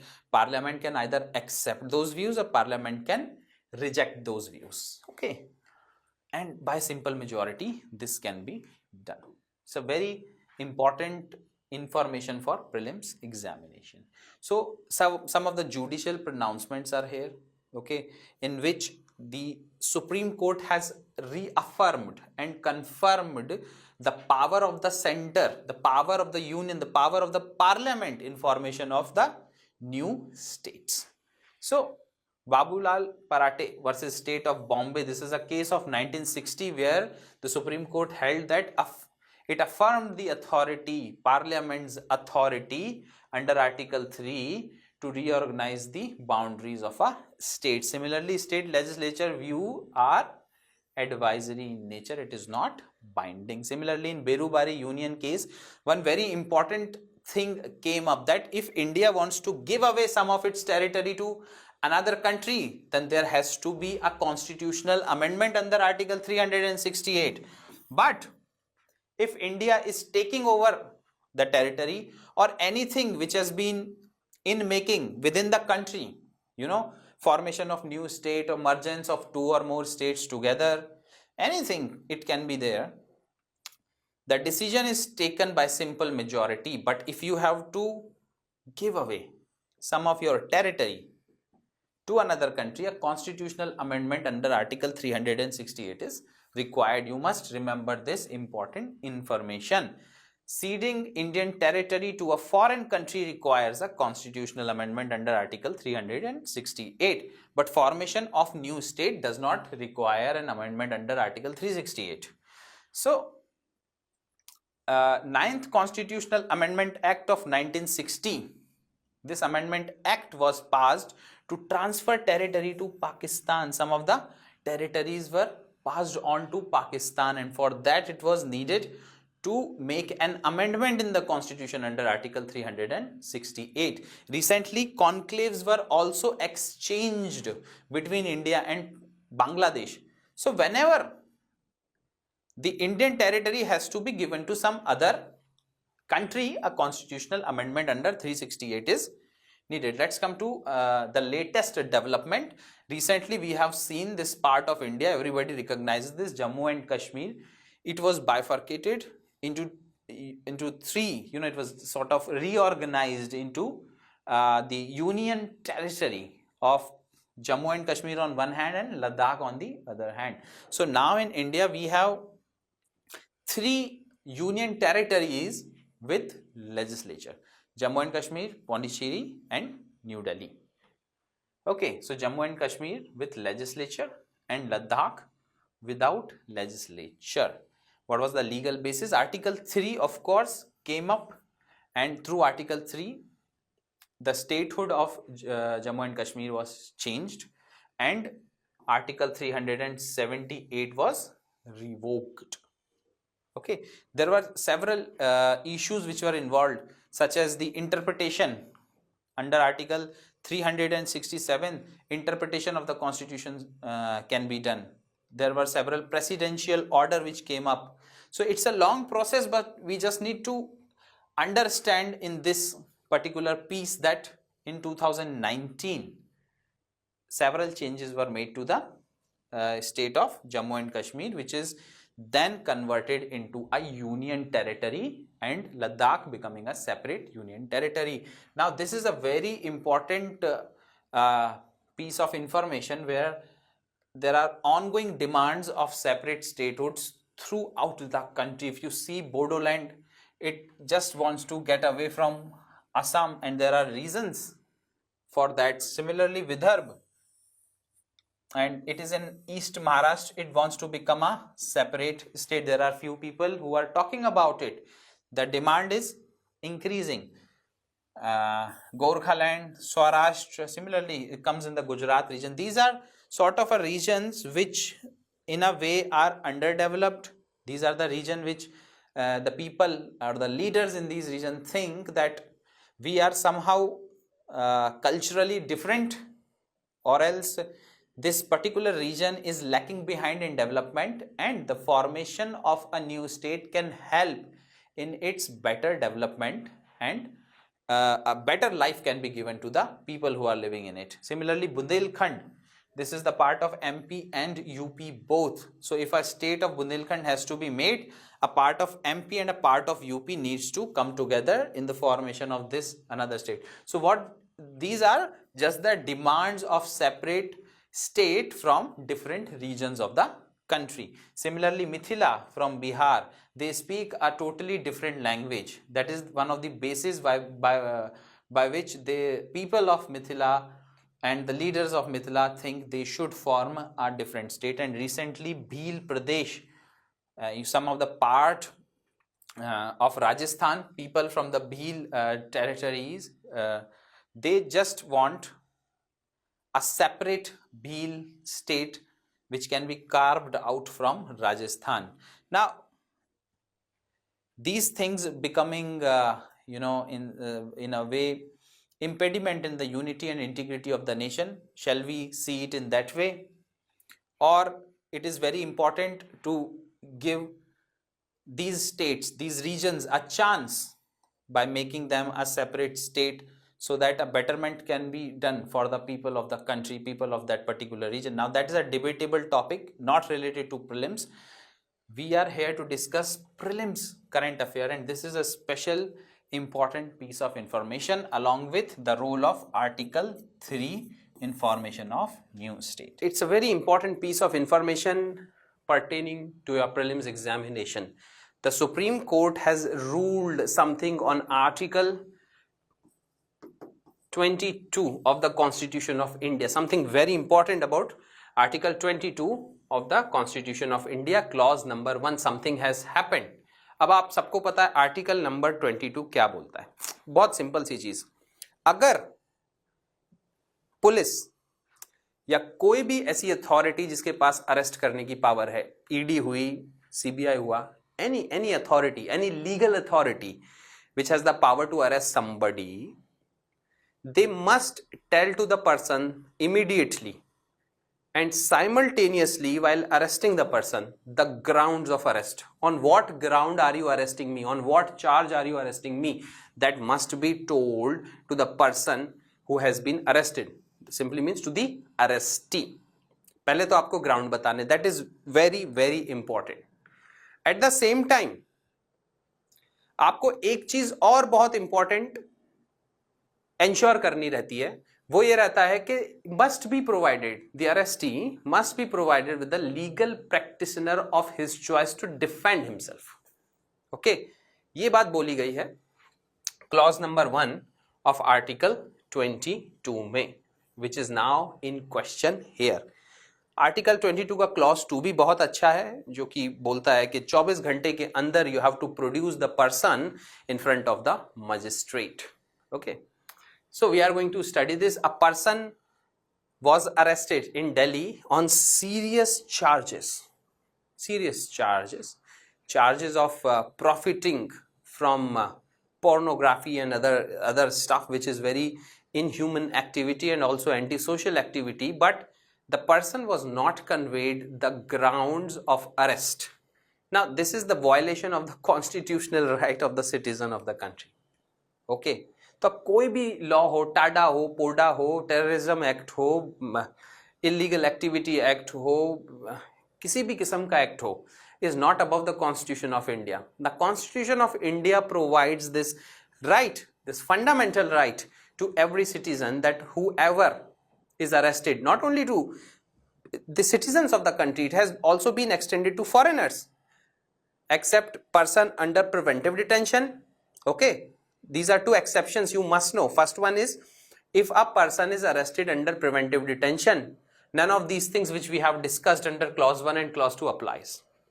Second, if the person is a enemy alien, a country which is enemy of India, if the person belongs to that country, then none of this applies. What we have discussed, that he must be told the grounds of arrest, and he must be given a legal practitioner to defend himself, and must be produced in front of the magistrate. None of this applies if a person is an enemy alien and if a person has been arrested on preventive detention.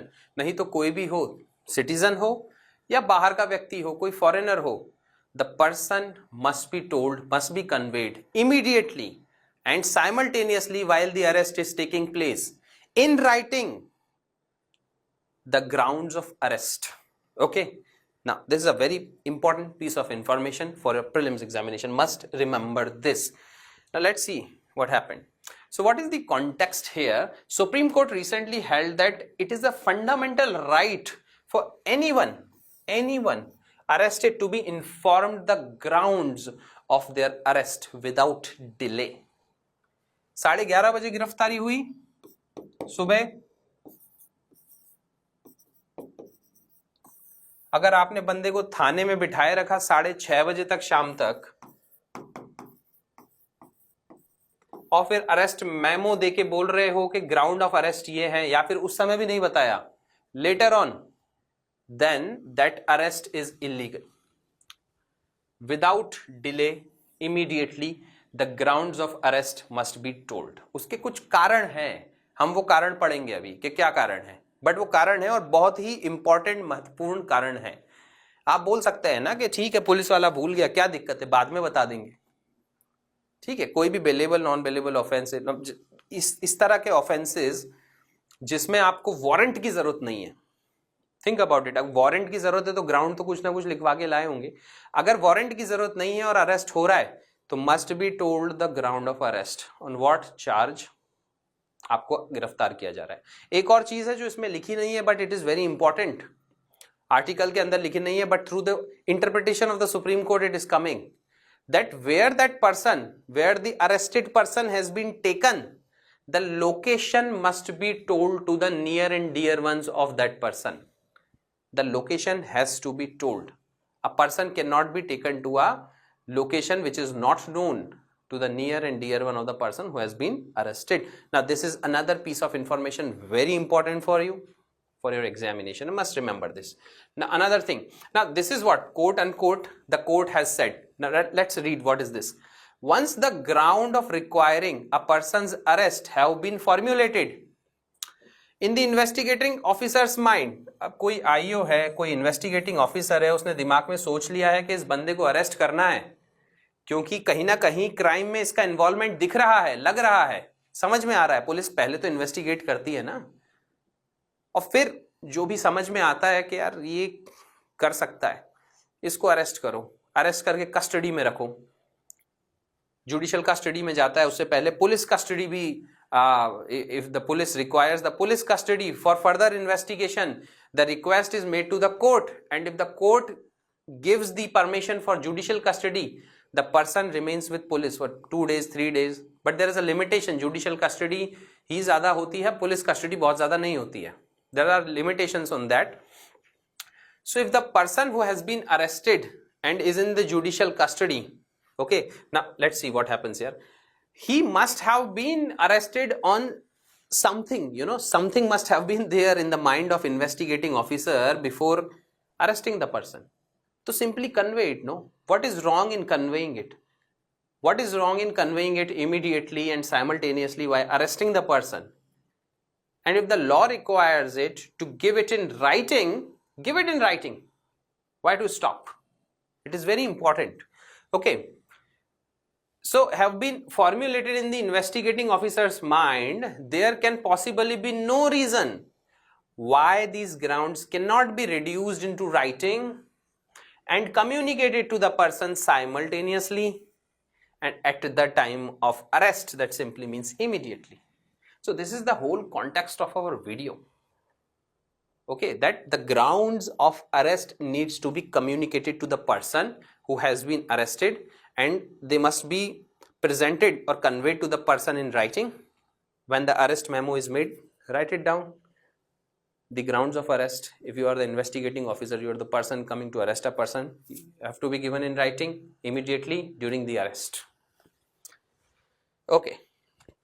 सो इस case में क्या हुआ है, legality of arrest question हुई है. किन किन basis पे? सबसे पहले तो ये constitutional provision of article 22(1), we will see this in next slide कि 22(1) बोलता क्या है. And second is failure to comply with section 50 of CrPC.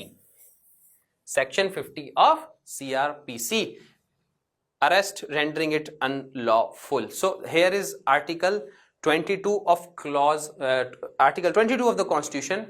Clause 1, clause 2 are given here. So this is a mistake here. Please forgive me. This is clause number 2 and this is clause number 3. Okay. Protection against arrest and detention in certain cases. This is the heading of article 22(1). You must remember, the UPSC can ask a MCQ question on this in their upcoming prelims examination, because this news has bigger implications about human rights, about the arbitrary nature of the authorities, arbitrary nature of the police and the detention authorities, whether it be CBI, whether it be ED or police or anybody, because so many important people have been arrested recently. Bail is the rule, jail is not the rule, is also something which has been said by the court. So bail also is important. Now for bail, some grounds has to be there. Okay, article 22 plays a very important role in formulation of those grounds of bail. Okay, so let us just see. No person who is arrested shall be detained in custody. No person, जिसका भी arrest हुआ है, अगर आप उसको custody में रखे हुए हो तो होता क्या है? Without being informed as soon as may be the grounds of arrest.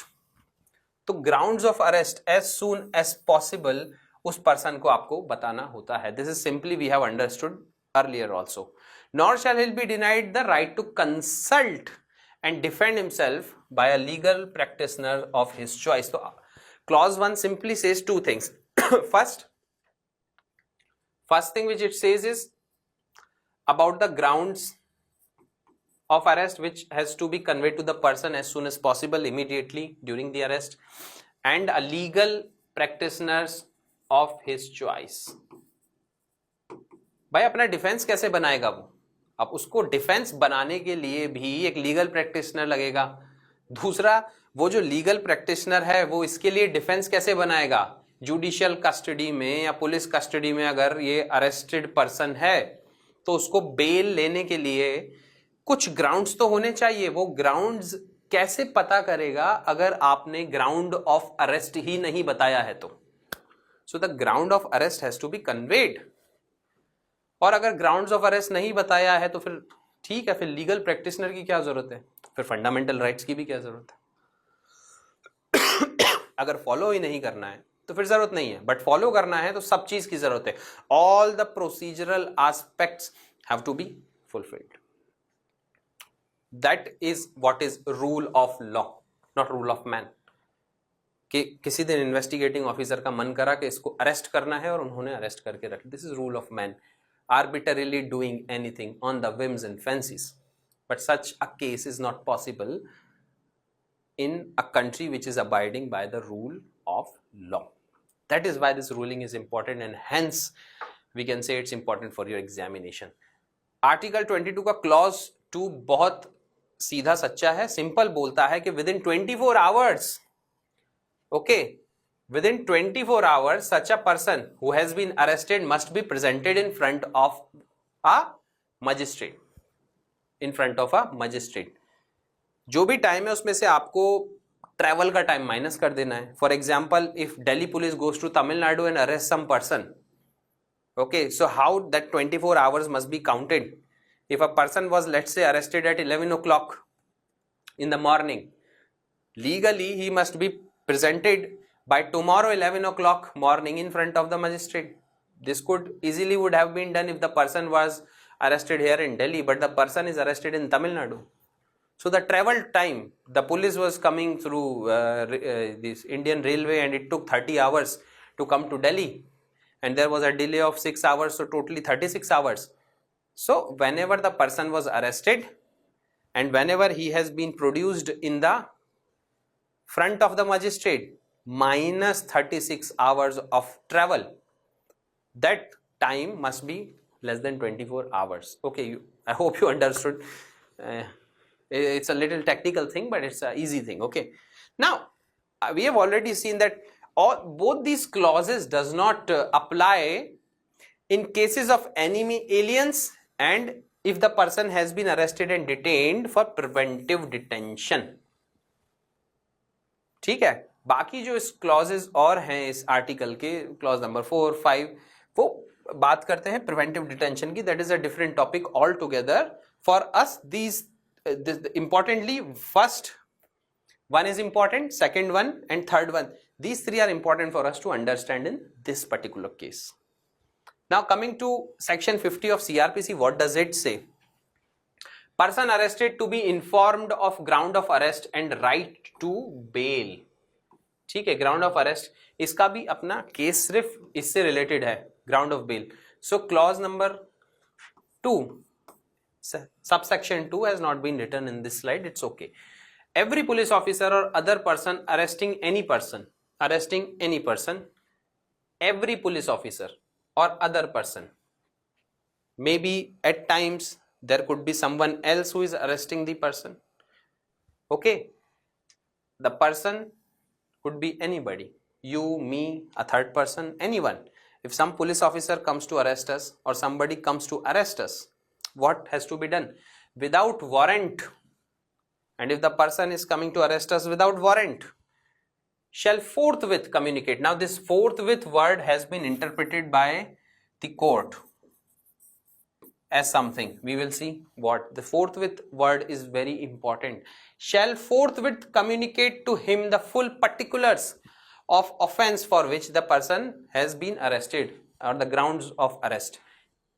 Forthwith simply means here immediately, simultaneously. See, this is what court has said, quote unquote, section 50 CRPC, which mandates that the ground of arrest must be communicated to arrestee forthwith, that is to say simultaneously, immediately upon the arrest of some person, such person. So forthwith here simply means simultaneously and immediately. So simultaneously and immediately on making the arrest, the person who is arresting must in writing convey the grounds of arrest to the arrestee, to the person who has been arrested. Simple thing. So this has been written in section 50 of CRPC. The same thing has been written in article 22 clause 1 of the constitution, and nothing is above the constitution. Okay, this is what is civil liberty, fundamental right, everything is here.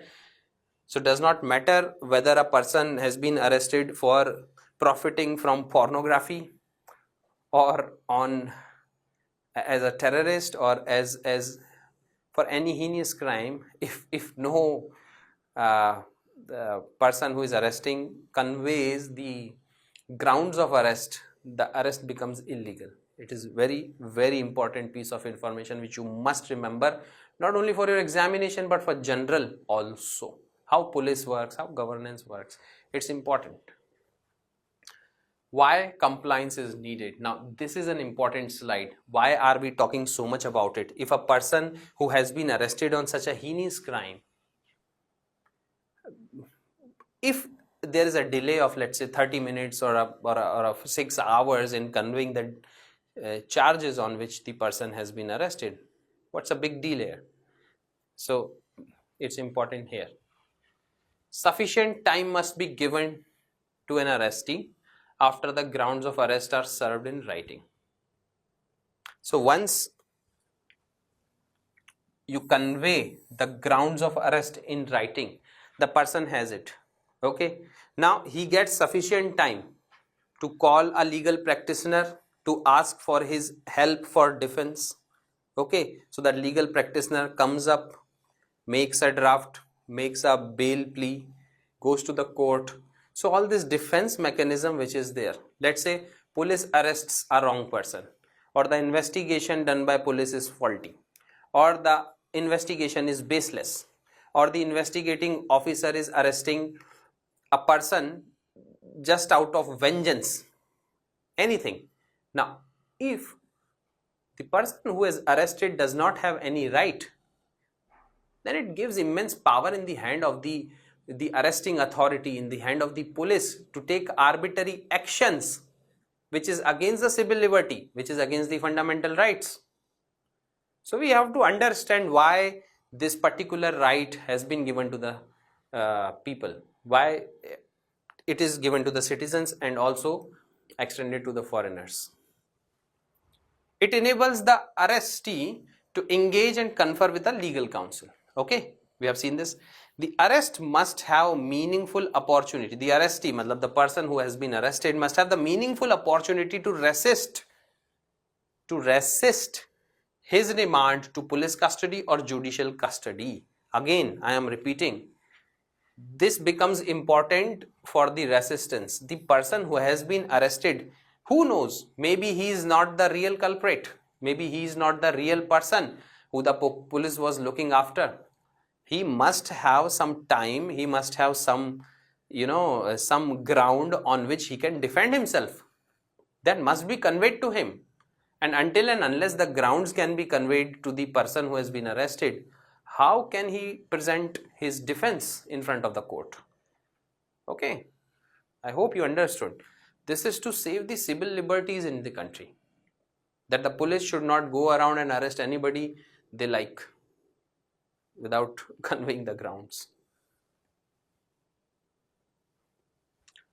Now, this again is a very important thing, relates to human rights and the fundamental rights. The slide says this, how this judgment can be applied for the advancement of human rights. Okay, it ensures transparency in legal process. Legal process. Again, section 50 of Criminal Procedure Code. So the procedure, we have two procedures very important of the procedures, Civil Procedure Code and Criminal Procedure Code. Why the procedures are there, that a thing has to be done like this only? First thing, it brings efficiency in the judicial system, in the criminal justice system. That is very important. Efficiency is important. Second, to enable the person to enjoy the rights given to them. If this procedure is arbitrary or runs on the whims and fancies of the police officer, they can do anything they want. That is the reason why they have been codified. That is the reason why it is very important for such authorities who are detaining to comply with these important sections. Okay, so it ensures transparency in the legal process, which is very, very important. Why you are arresting a person, how the person has been taken to custody, what has been done within the custody, are they really investigating or they're beating the person up? Okay, one important thing, that anything said in the police custody is not admissible in the court of law. Why? There are reasons behind everything. Okay. Legal representation must be meaningful and not just a formality. Now, it's a very important thing. Legal representation, nobody must be punished without giving them legal representation. Even when, Such is the greatness of our country, even when Ajmal Kasab, who was arrested, and there was every reason to hang him immediately. He has killed so many people. There are videos which are showing him shooting down people, but still a legal representation was given to him. It took 4 years to prove, to hang him, to give him death sentence, and it took several 2 to 3 years to prove that the person who you see in those videos is the same person who is standing in the court, okay, is the person who came from an enemy country, and now he has done such an inhuman act which should not be done by any human being. So a legal representation is only possible when the country abides by the rule of law, and thankfully India is such a country. So legal representation, think about people who are not mainstream people, who are coming from far off villages, far flung areas, or tribal people, or so many other people. If extraordinary power is given to police to act arbitrarily, they can arrest anybody and put them into jail. The Indian jails are filled with such people. The case is not proved and the person is in the jail, and he doesn't have any resources to fight the case, to bring the surety for bail. So in such circumstances, it becomes very important to convey the grounds of arrest, because if there is no ground, what is the meaning of arresting a person? I hope you understood. Legal representation cannot be and should not be a formality. It prevents abuse of detention power and allows judicial intervention. Judiciary इसीलिए तो है, intervene करने के लिए अगर कुछ गलत हो रहा है तो. Judiciary upholds justice in this country. Okay. This strengthens human rights and upholds the rule of law. So this slide is very, very important, which tells you why we are studying this at all. Okay, why the grounds of arrest must be conveyed immediately and simultaneously to the person who has been arrested. I hope you liked this video. This was a very important piece of information for you, not only for your examination but also for you to learn in your life about how the police works, how the judiciary works, and why it is important to have a transparent procedure, and the authority, the arresting authority, why they should follow that procedure and be transparent to uphold the civil liberties. It's very important. So obscenity law. Now everybody knows about this controversy which has happened, that Ranveer Allahabadia, this person, now he is in the limelight for a very negative thing which has happened. But before that, he was a YouTuber having his own channels with millions of subscribers on it. He was a podcaster, he was a health coach, and now he is in the controversy because of saying something which is considered obscene in the language of law, which the society has not accepted very positively in India. And this is Samay Raina. So Samay Raina runs a comedy show. He's a comedian, and Ranveer Allahabadia was a guest on his show.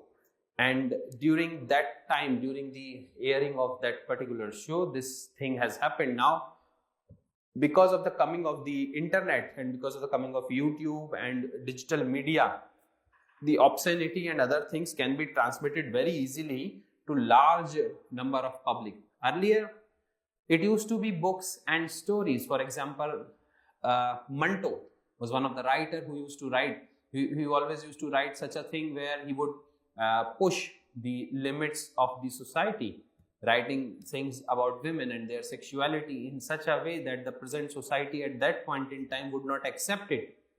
But he wrote so as to push the limits of the society and its thinking. And the obscenity, it's a concept which changes over time. For example, what was obscene in 1920s and 30s was not obscene in 1970s. And what was obscene in 1980s is not obscene now. With the coming of internet and the widespread globalization, the Western media coming into our country, the boundaries has widened a lot. But still, the Indian culture holds its root very deep. And what you should speak on such platforms, such as this platform, which is seen by millions of the viewers. You should be very conscious of what you speak, because it affects the hearts and the minds of the young people in millions. Because if they consider you as a celebrity, if they consider you as their role models, and you speak like that, it gives a very wrong impression to the public, very wrong impression especially to the young mind. And speaking obscenity, which can also affect the adults, turning them into a negative zone of sexuality, is not considered appropriate socially and according to law. So now, coming to the controversy, India's judiciary is no stranger to hearing cases about words or actions of public figure being labeled obscene. Now, this is a controversy also. Sometimes it is also seen that politics and courts also have been criticized to undermine the freedom of speech by using the word obscene too strictly. But also courts have came up, and such as the one example we will see where the courts forms a great and a beautiful distinction between usage of foul language and at the same time obscene material, and they said that both must not be considered as same. What is obscene is not necessarily the foul language which are sometimes used in movies and web series. That is different. A community standard is applied to it. Sometimes you see out there in the community, people speak it out of frustration, out of anger, and also sometimes when they're talking to their friends out of happiness and in jokes. That cannot be considered as obscenity, but there are several tests to it, and let's see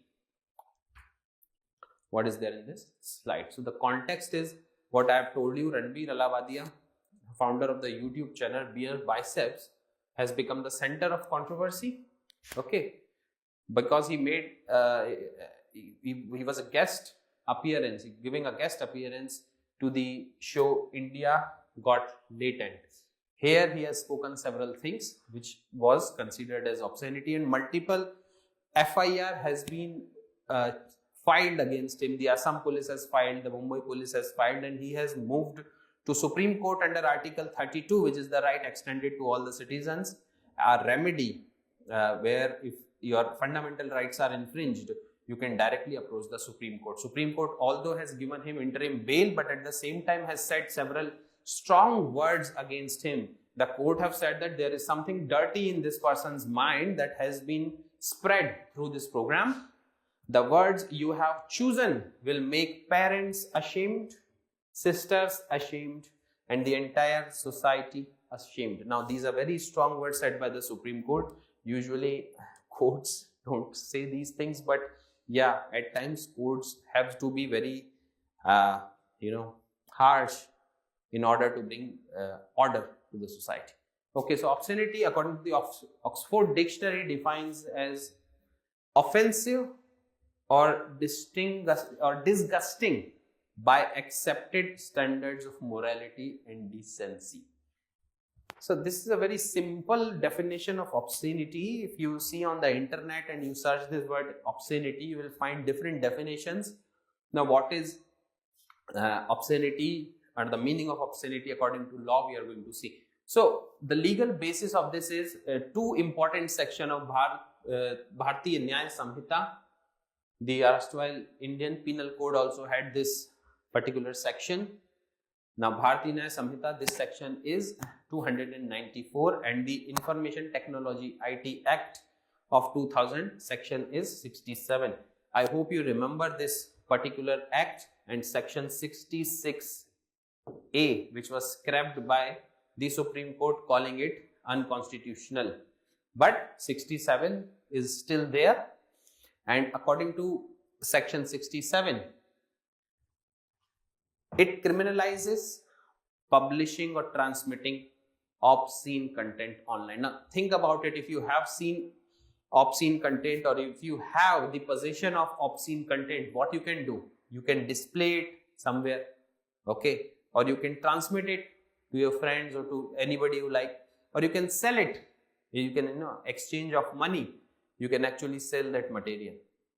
Now all these things, they're not allowed according to law. You cannot display the obscene material, you cannot transmit the obscene material, and you cannot sell that obscene material in the open market. That's prohibited according to section 249 of Bharati Nyaya Samhita. Now let's read what's written. It punishes those who sell, import, export, advertise or profit from obscene materials such as books, paintings and figures. Now obscene material, there can be books which can have stories which can be obscene.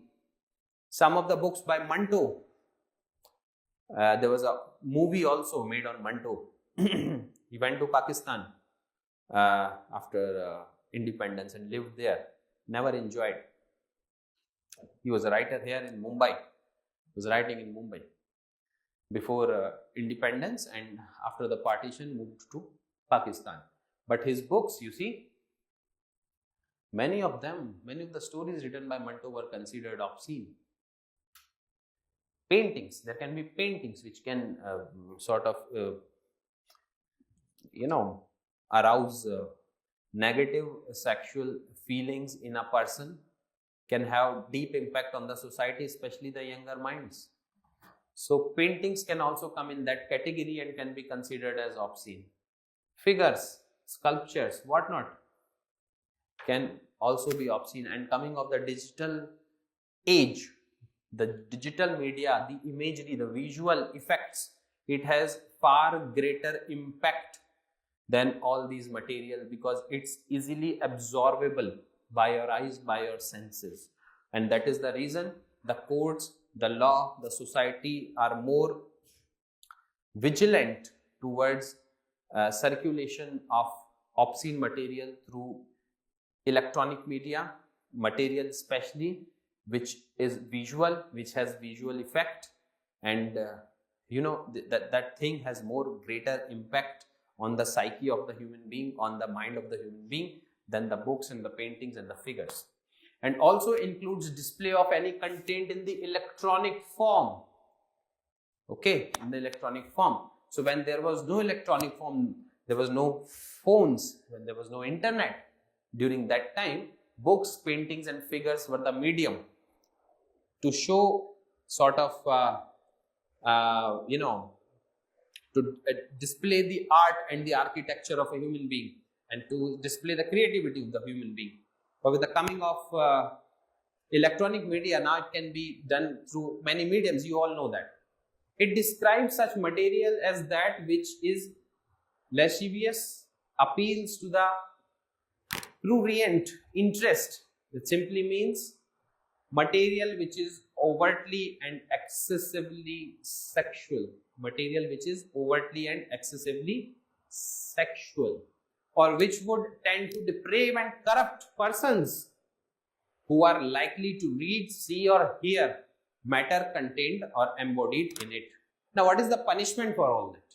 Up to 2 years of imprisonment, 2 saal ki jail, with a fine of 5,000 rupees for the first time offender.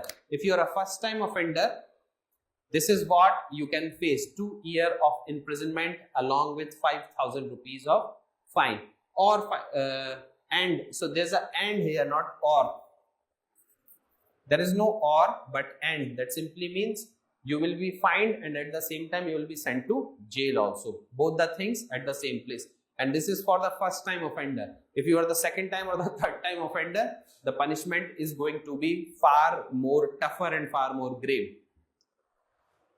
Information Technology Act, it also criminalizes publishing and transmitting of the obscene material online.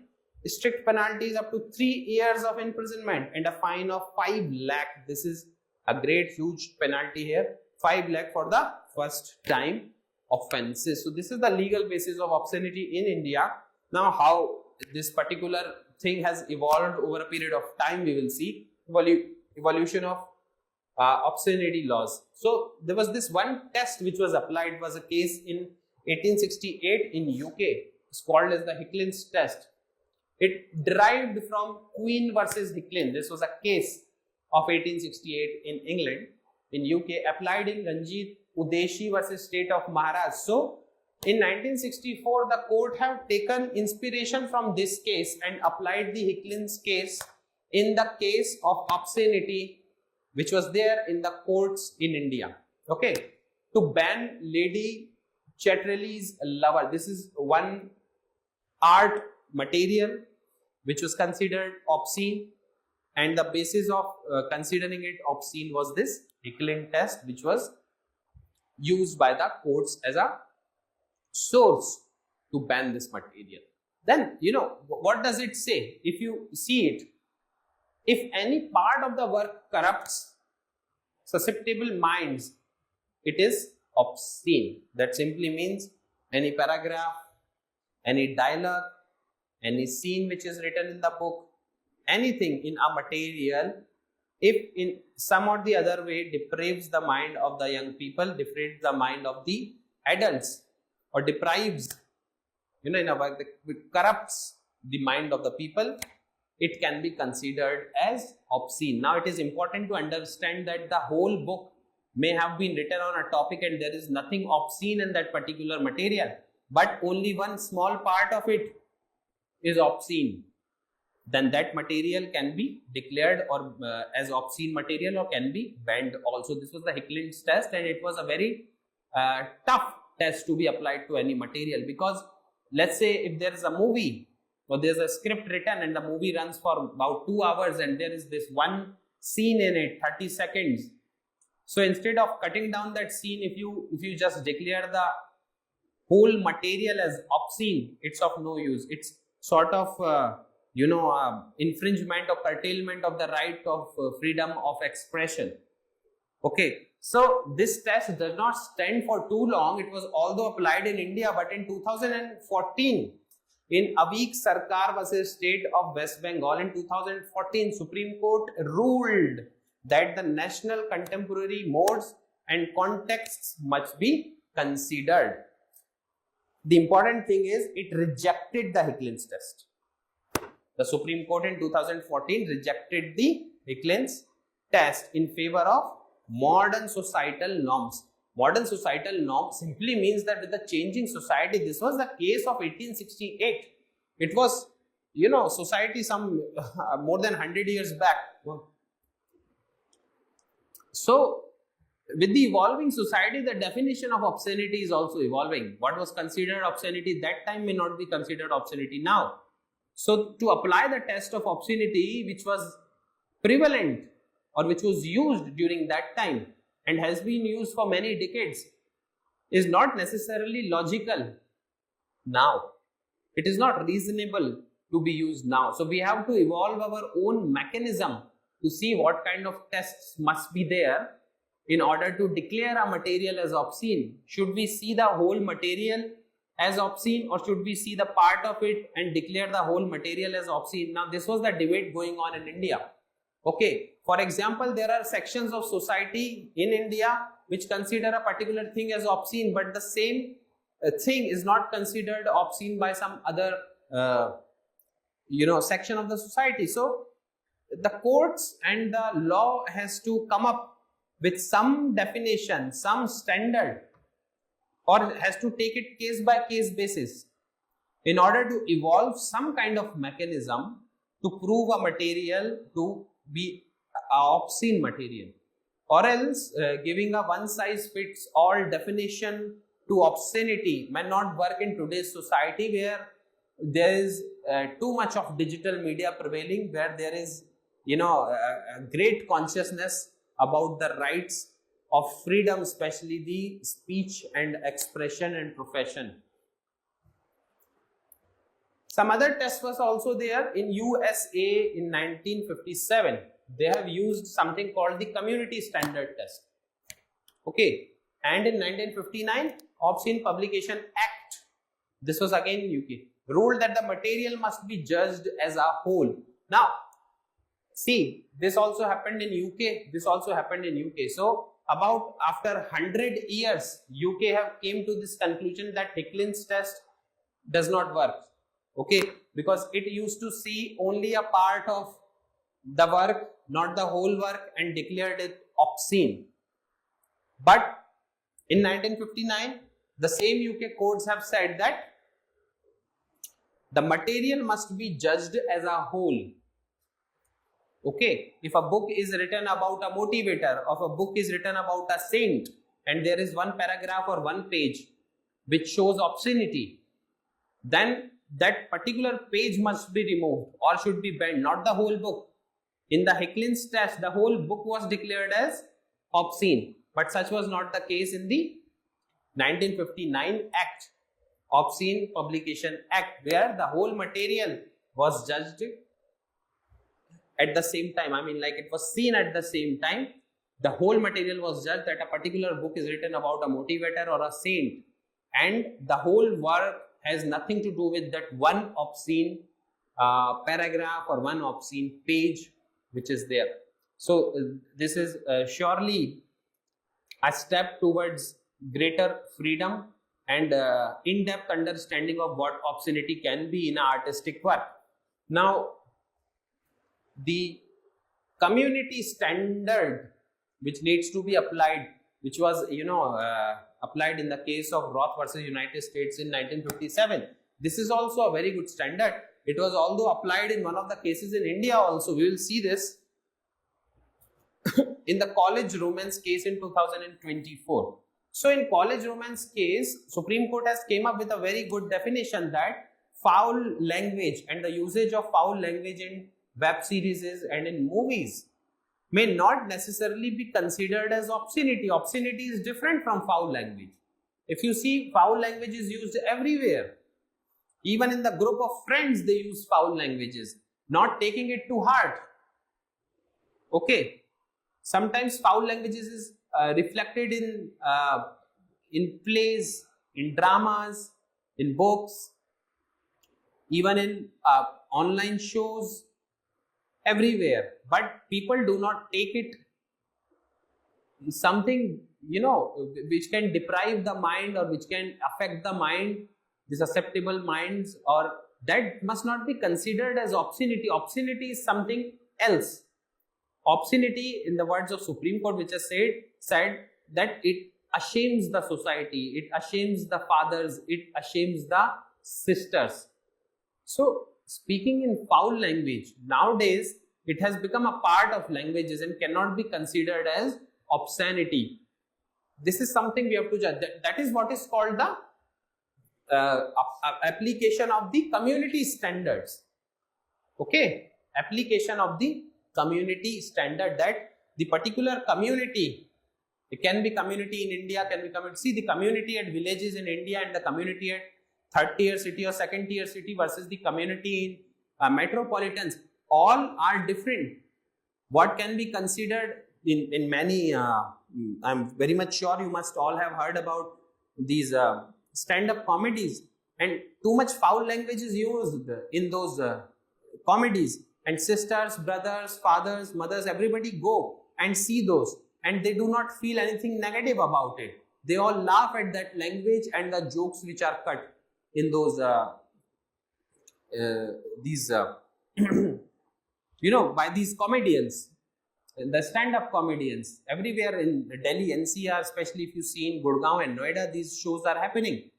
So, Supreme Court has clearly demarked the differences between what obscenity is and what foul language is by applying the community standard. So, community standard must be applied. A scene, if it is considered by someone in a movie or in a web series or in a book or in a painting, if a particular piece of art is considered as obscene, and if the person reaches the court applies this community standard principle, that does it have larger impact on the community, or does the community sees it as obscene or not? If the community has no problem with it, then it's okay, then it's not obscene. But if the community has a problem with it, if it is going to affect the community in the negative manner, then it can be considered obscene. So there is a new test, the evolution of new test, community standard test, which is now used in India. It was used in the college romance case in 2024, where the vulgar language should not be considered as obscenity, okay, unless it arouses sexual or lustful thoughts. Both things are very much different. I hope you have understood. And this recent Ranveer Allahabadiya controversy, allegations of obscene remarks led to legal scrutiny under BNS and IT Act. And the Supreme Court's words are quite strong here. It said that words chosen would make parents and society ashamed. And the case raises debate on stricter online regulation versus refining existing law. Now the challenges of obscenity are these. There are blurry lines. What is offensive versus what is truly obscene? We have seen already. Offensive language, vulgar language, those are one thing. And obscenity, this is something else. If let's say in a web series, a character speaks very offensive language because the character in a movie or character in a web series has been shown as a person who hates one community, and these are how stories are made. You know, you will have a character, you will have another character in the story, and this is how society is reflected in the movies and in the stories. So there are characters, and one person can be very hateful towards another community. Now, how to reflect his hate in that particular movie or in that particular web series? That can be done by the speech he made, the actions he takes against that particular community. This is how it is reflected. So it can be very offensive to that community, but now it is understood that it's just a movie. Okay. So there has to be some difference between what is offensive and what is truly obscene. Truly obscene is something you will not like when you see it. Offensive at one point can be called as the necessity of the story, that it is important to reflect the true nature of the character which is built in the story. But obscenity, not necessarily. A movie cannot reflect the true nature of a person by obscenity. There are other ways of doing it. This is not the only way. But yes, offensive language, vulgar language, it can show the nature of a character. But obscenity is not allowed. Enforcement issues. Hard to regulate content on digital platforms. So much content is created nowadays on digital platform that it becomes very hard for the authorities to pick up something. So many things may have been said in other shows, in other programs as well. But since this particular program of Samay Raina India's Got Latent is very famous, and Ranveer Allahabadiya himself is very famous YouTuber, that is the reason why this controversy has picked up. But it's always not easy for enforcement agencies to pick up these issues. Evolving societal norms. What was obscene decades ago may not be obscene today. We have already seen this important thing. So, what is at the base of all this? Freedom of expression under Article 19. So, this is important for a prelims examination. There are 6 freedoms which are given. Speech and expression is the first one. Then you can, freedom of movement, you can make associations, you can have the profession and choose the profession of your choice. You can, come on the road and protest peacefully. All those freedoms are given, which are very important. And one of the most important and the base and the core of everything is the freedom of speech and expression. Now this gets directly affected by such cases, but there has to be a balance which has to be struck between freedom of expression and obscenity. There has to be a balance which needs to be made. That is the reason why restrictions are also imposed on these freedom, but the restrictions has to be reasonable. It cannot be arbitrary. So let's read what is this. The right to freedom of speech and expression is not absolute. That is the reason why reasonable restrictions are also applied on these freedoms. So clause number 1 of Article 19 gives 6 freedom. A, B, C, D, E, like this. Clause number 2, clause number 3, clause number 4, clause number 5, they all are reasonable restrictions. I hope you have understood. Article 19 of the Constitution of India, which guarantees their rights, also provides for reasonable restrictions on various grounds, including of the decency and morality. Okay, so this is a reasonable ground that you are allowed to speak and express yourself, but your speech and expression must not forget the limits of decency and morality. Whatever you speak must not become immoral or away from decency. This means that free speech has to be balanced against the contemporary community standards of morality when it comes to penalizing obscene acts or content. So again, balance needs to be maintained in such cases. And see the slide, there has been an order passed by Lokpal. Now everybody know that in 2013 Lokpal and Ayukt Act was passed. Lokpal is under the aegis of the executive. This is the part of executive, works under executive sort of, and complaints can be made even for higher constitutional posts to Lokpal in the matters of corruption. So the point is, does the judiciary comes into Lokpal Act or not? The jurisdiction of Lokpal extends to the High Courts or Supreme Court or not? Now this is the issue of contention here. In this slide we are going to see that Supreme Court has stayed Lokpal's order, giving itself jurisdiction over High Court judges. Now the judiciary is watching this issue as interference in the judiciary, become a matter of judicial independence. We are going to see this. So the Supreme Court also issued a notice to the Union government and sought assistance of Solicitor General, Senior Advocate and P.B. Suresh. These are the lawyers, and the Supreme Court is asking for their help in this matter. So what has the Lokpal said? Now this is the statement made by Lokpal. We make it amply clear that by this order, they have passed an order. They have actually passed two orders. One was the order on 3rd of January and there was another order on 27th of January. This was in relation to the Supreme Court and this is in relation to the High Court. Now, the order which was passed on 3rd of January in relation to the Supreme Court was alright. There was no issue and the Supreme Court has not taken it negatively. But this one, 27th January order of the Lokpal, which was passed for the High Court in relation to the High Court, has been taken up by Supreme Court in a suo motu cognizance, and they have raised the issue of executive interference in the judiciary. It has become a national issue now and people are talking about it. We make it amply clear, and this is the order of 27 January. The order is written here, that we make it amply clear. This is the language of the Lokpal. That by the order we have decided a singular issue. What is that issue?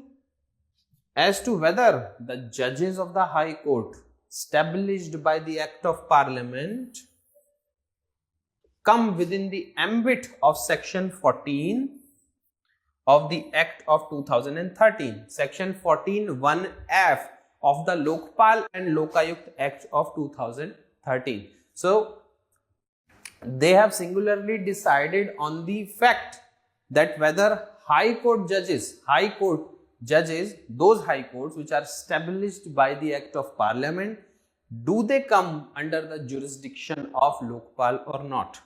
In the affirmative, that simply means according to the judgment of the Lokpal, the judges of the High Court do come under the jurisdiction or under the definition given under section 14(1)(f) of this Act of 2013. More and no less. In that, we have not looked into or examined the merits of the allegations at all. Okay.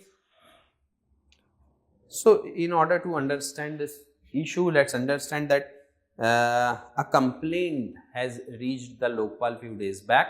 The complaint was regarding an additional judge of the High Court, and the complaint was that the additional judge has influenced two other judges, one more additional judge and the other judge of the same High Court, to give ruling in favor of one party. Okay, this complaint has reached the Lokpal, and once it has reached the Lokpal, the question came whether the judges of the High Court and the judges of the Supreme Court are under the ambit of Lokpal or not. A very big issue was there around Lokpal. Anna Hazare was sitting on fast onto death, and Parliament simultaneously was involved in passing the Lokpal and Lokayukt Act in 2013. It became a very big issue, the very big issue of corruption before the Modi government in 2014. So this act was the highlight, but does it in judiciary as well? Again, there are three organs. This is a judiciary and parliament. Now the speaker, the members of the parliament, the council of ministers, here the prime minister, the ministers, other ministers, everybody comes under the ambit of Lokpal. But what about judiciary? Does judiciary come under the ambit of Lokpal or not? Not explicitly written anywhere, because these are constitutional bodies created for maintaining justice in the society. So if they come under the ambit of Lokpal, which is in a way under the edges of executive, don't you think that there will be executive interference in the judiciary? Now it's a matter of debate, but judicial pronouncements and judiciary at this point of time does not permit any kind of interference. We have also seen in the issue of National Judicial Appointment Commission, which was scrapped because of the basis that it was interfering the judicial independence.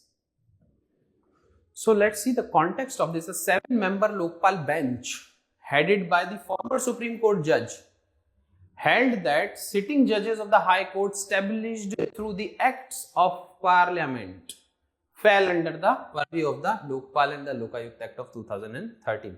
Now, if you see the act, the purpose of this act is this. Act to provide, we are talking about the Lokpal and Lokayukt Act here, to provide for the establishment of a body of Lokpal for the union and Lokayukt for the states. Okay, Lokpal for union, Lokayukt for states, to inquire into the allegations of corruption, any kind of corruption made against certain public functionaries for the matter connected therein and incidental thereto. Lokpal bench, this 7-member bench, have cited this section, okay, section 14(1)(f) of the Lokpal and Lokayukt Act. What did this particular section says? It says that any person, this is very important terminology here in this particular section, that any person who is or has been a chairperson or a member or of or employee in any body. Now these two have became the bone of contention, any person. So the 7-member Lokpal bench have said that any person also involves judge of High Court, any person, and the body here, any body which is established by an act of Parliament. So they say that the High Courts are established by the act of Parliament, and for that reason any person must involve the judges of the High Court, okay, and anybody must involve High Courts as well. Okay, I hope you have understood this section 14(1)(f). This in a way tells that the complaint against which authority can be filed, who is involved in which body in any post. Simply means section 14 defines the jurisdiction of Lokpal and Lokayukt, that any person who is officer in any body which is established by the act of Parliament, a complaint can be filed against that particular person. So in the interpretation made by the Lokayukt, they have included the judges of the High Court on the basis that High Courts are established by the act of Parliament. Now after this judgment, the Supreme Court has taken into consideration this particular act under Article 32. They have taken suo motu cognizance.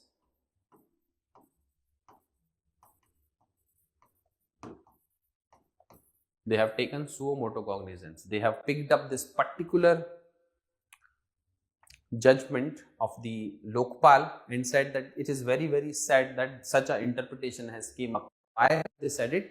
We are going to understand. So we have already understood the contradiction in the orders, 3rd January order and 27th January order. Here what happened? In 3rd January order, Supreme Court was the question that whether Supreme Court and the judges of the Supreme Court come under the jurisdiction of Lokpal or not. Comes under the jurisdiction of Lokpal or not. So Lokpal has ruled that since Supreme Court is established by the Act of Parliament and under Article 124, it is a constitutional body and it does not come under the jurisdiction of Lokpal. But in 27th January order, it has ruled something else. It has said that high courts which are made under the Act of Parliament, they do come under the jurisdiction of Lokpal. Now, while the Supreme Court has taken the suo motu cognizance, it has said that how can you make such a distinction? How can you make such a contradiction? The Supreme Court is established under Article 124. Similarly, the establishment of High Court is done under a different article of the Constitution. Okay. You cannot say that Supreme Court is a constitutional body whereas High Court is not a constitutional body. This cannot be said. If you see Article 217, okay, or you see Article 214 or 220, all these tells a great deal about high courts. The establishment of high courts can be seen in Article 214. You say in order number 1 that Supreme Court is established under Article 124. It's a constitutional body and hence it does not come under the jurisdiction of Lokpal. How can you say that high courts which are made under the Act of Parliament will come under the jurisdiction of Lokpal? You cannot say this because high courts are also established under Article 214. Their basis, the source of the establishment of High Court is there in Article 214, and that is why this is also a constitutional body. So both High Court and Supreme Court must be kept outside the jurisdiction of Lokpal. I hope you understood this particular case. Okay. So High courts derive power from Article 214. Judges are constitutional appointees, not government officers. Judicial independence cannot be compromised. This is important. And Lokpal oversight on high courts, judges equals to the threat to judicial independence, and that is why this case has been taken so seriously by the Supreme Court, taking suo motu cognizance in the matter. Now, the Constitution already has mechanism for judicial accountability. Now, why Lokpal wants to take up this matter and why Lokpal wants to put High Court judges in the ambit of its jurisdiction? Because we have already discussed one additional judge was influencing two other judges to give judgment in favor of a particular person or a particular party. Now, this is a case of corruption. All right. Now, who is going to look after this? Lokpal, or there is some other mechanism? There are some other mechanism. Now, what are the mechanism for judicial accountability? There is impeachment under Article 124, Clause 4 and 217. A judge can be impeached. An inquiry can be made and both the houses of the parliament can pass the resolution for removal of the judge. This is one very strong process or mechanism for judicial accountability. Similarly, internal disciplinary oversights are there. Internal disciplinary oversights are there by Chief Justice. So if you see, a Veeraswamy case was there. We are going to discuss about that case. Supreme Court has put an added layer that if something is found against a judge, that particular thing has to be placed in front of, by the President, has to be placed in front of the Chief Justice of India. Now, the Chief Justice of India decides whether the judge against whom the complaint has come is really the culprit in the matter or not. This is an additional layer which has been provided. Also, if you see section 77 of the Indian Penal Code, section 77 of the Indian Penal Code and section 15 of the Bharatiya Nyaya Samhita, what do they say?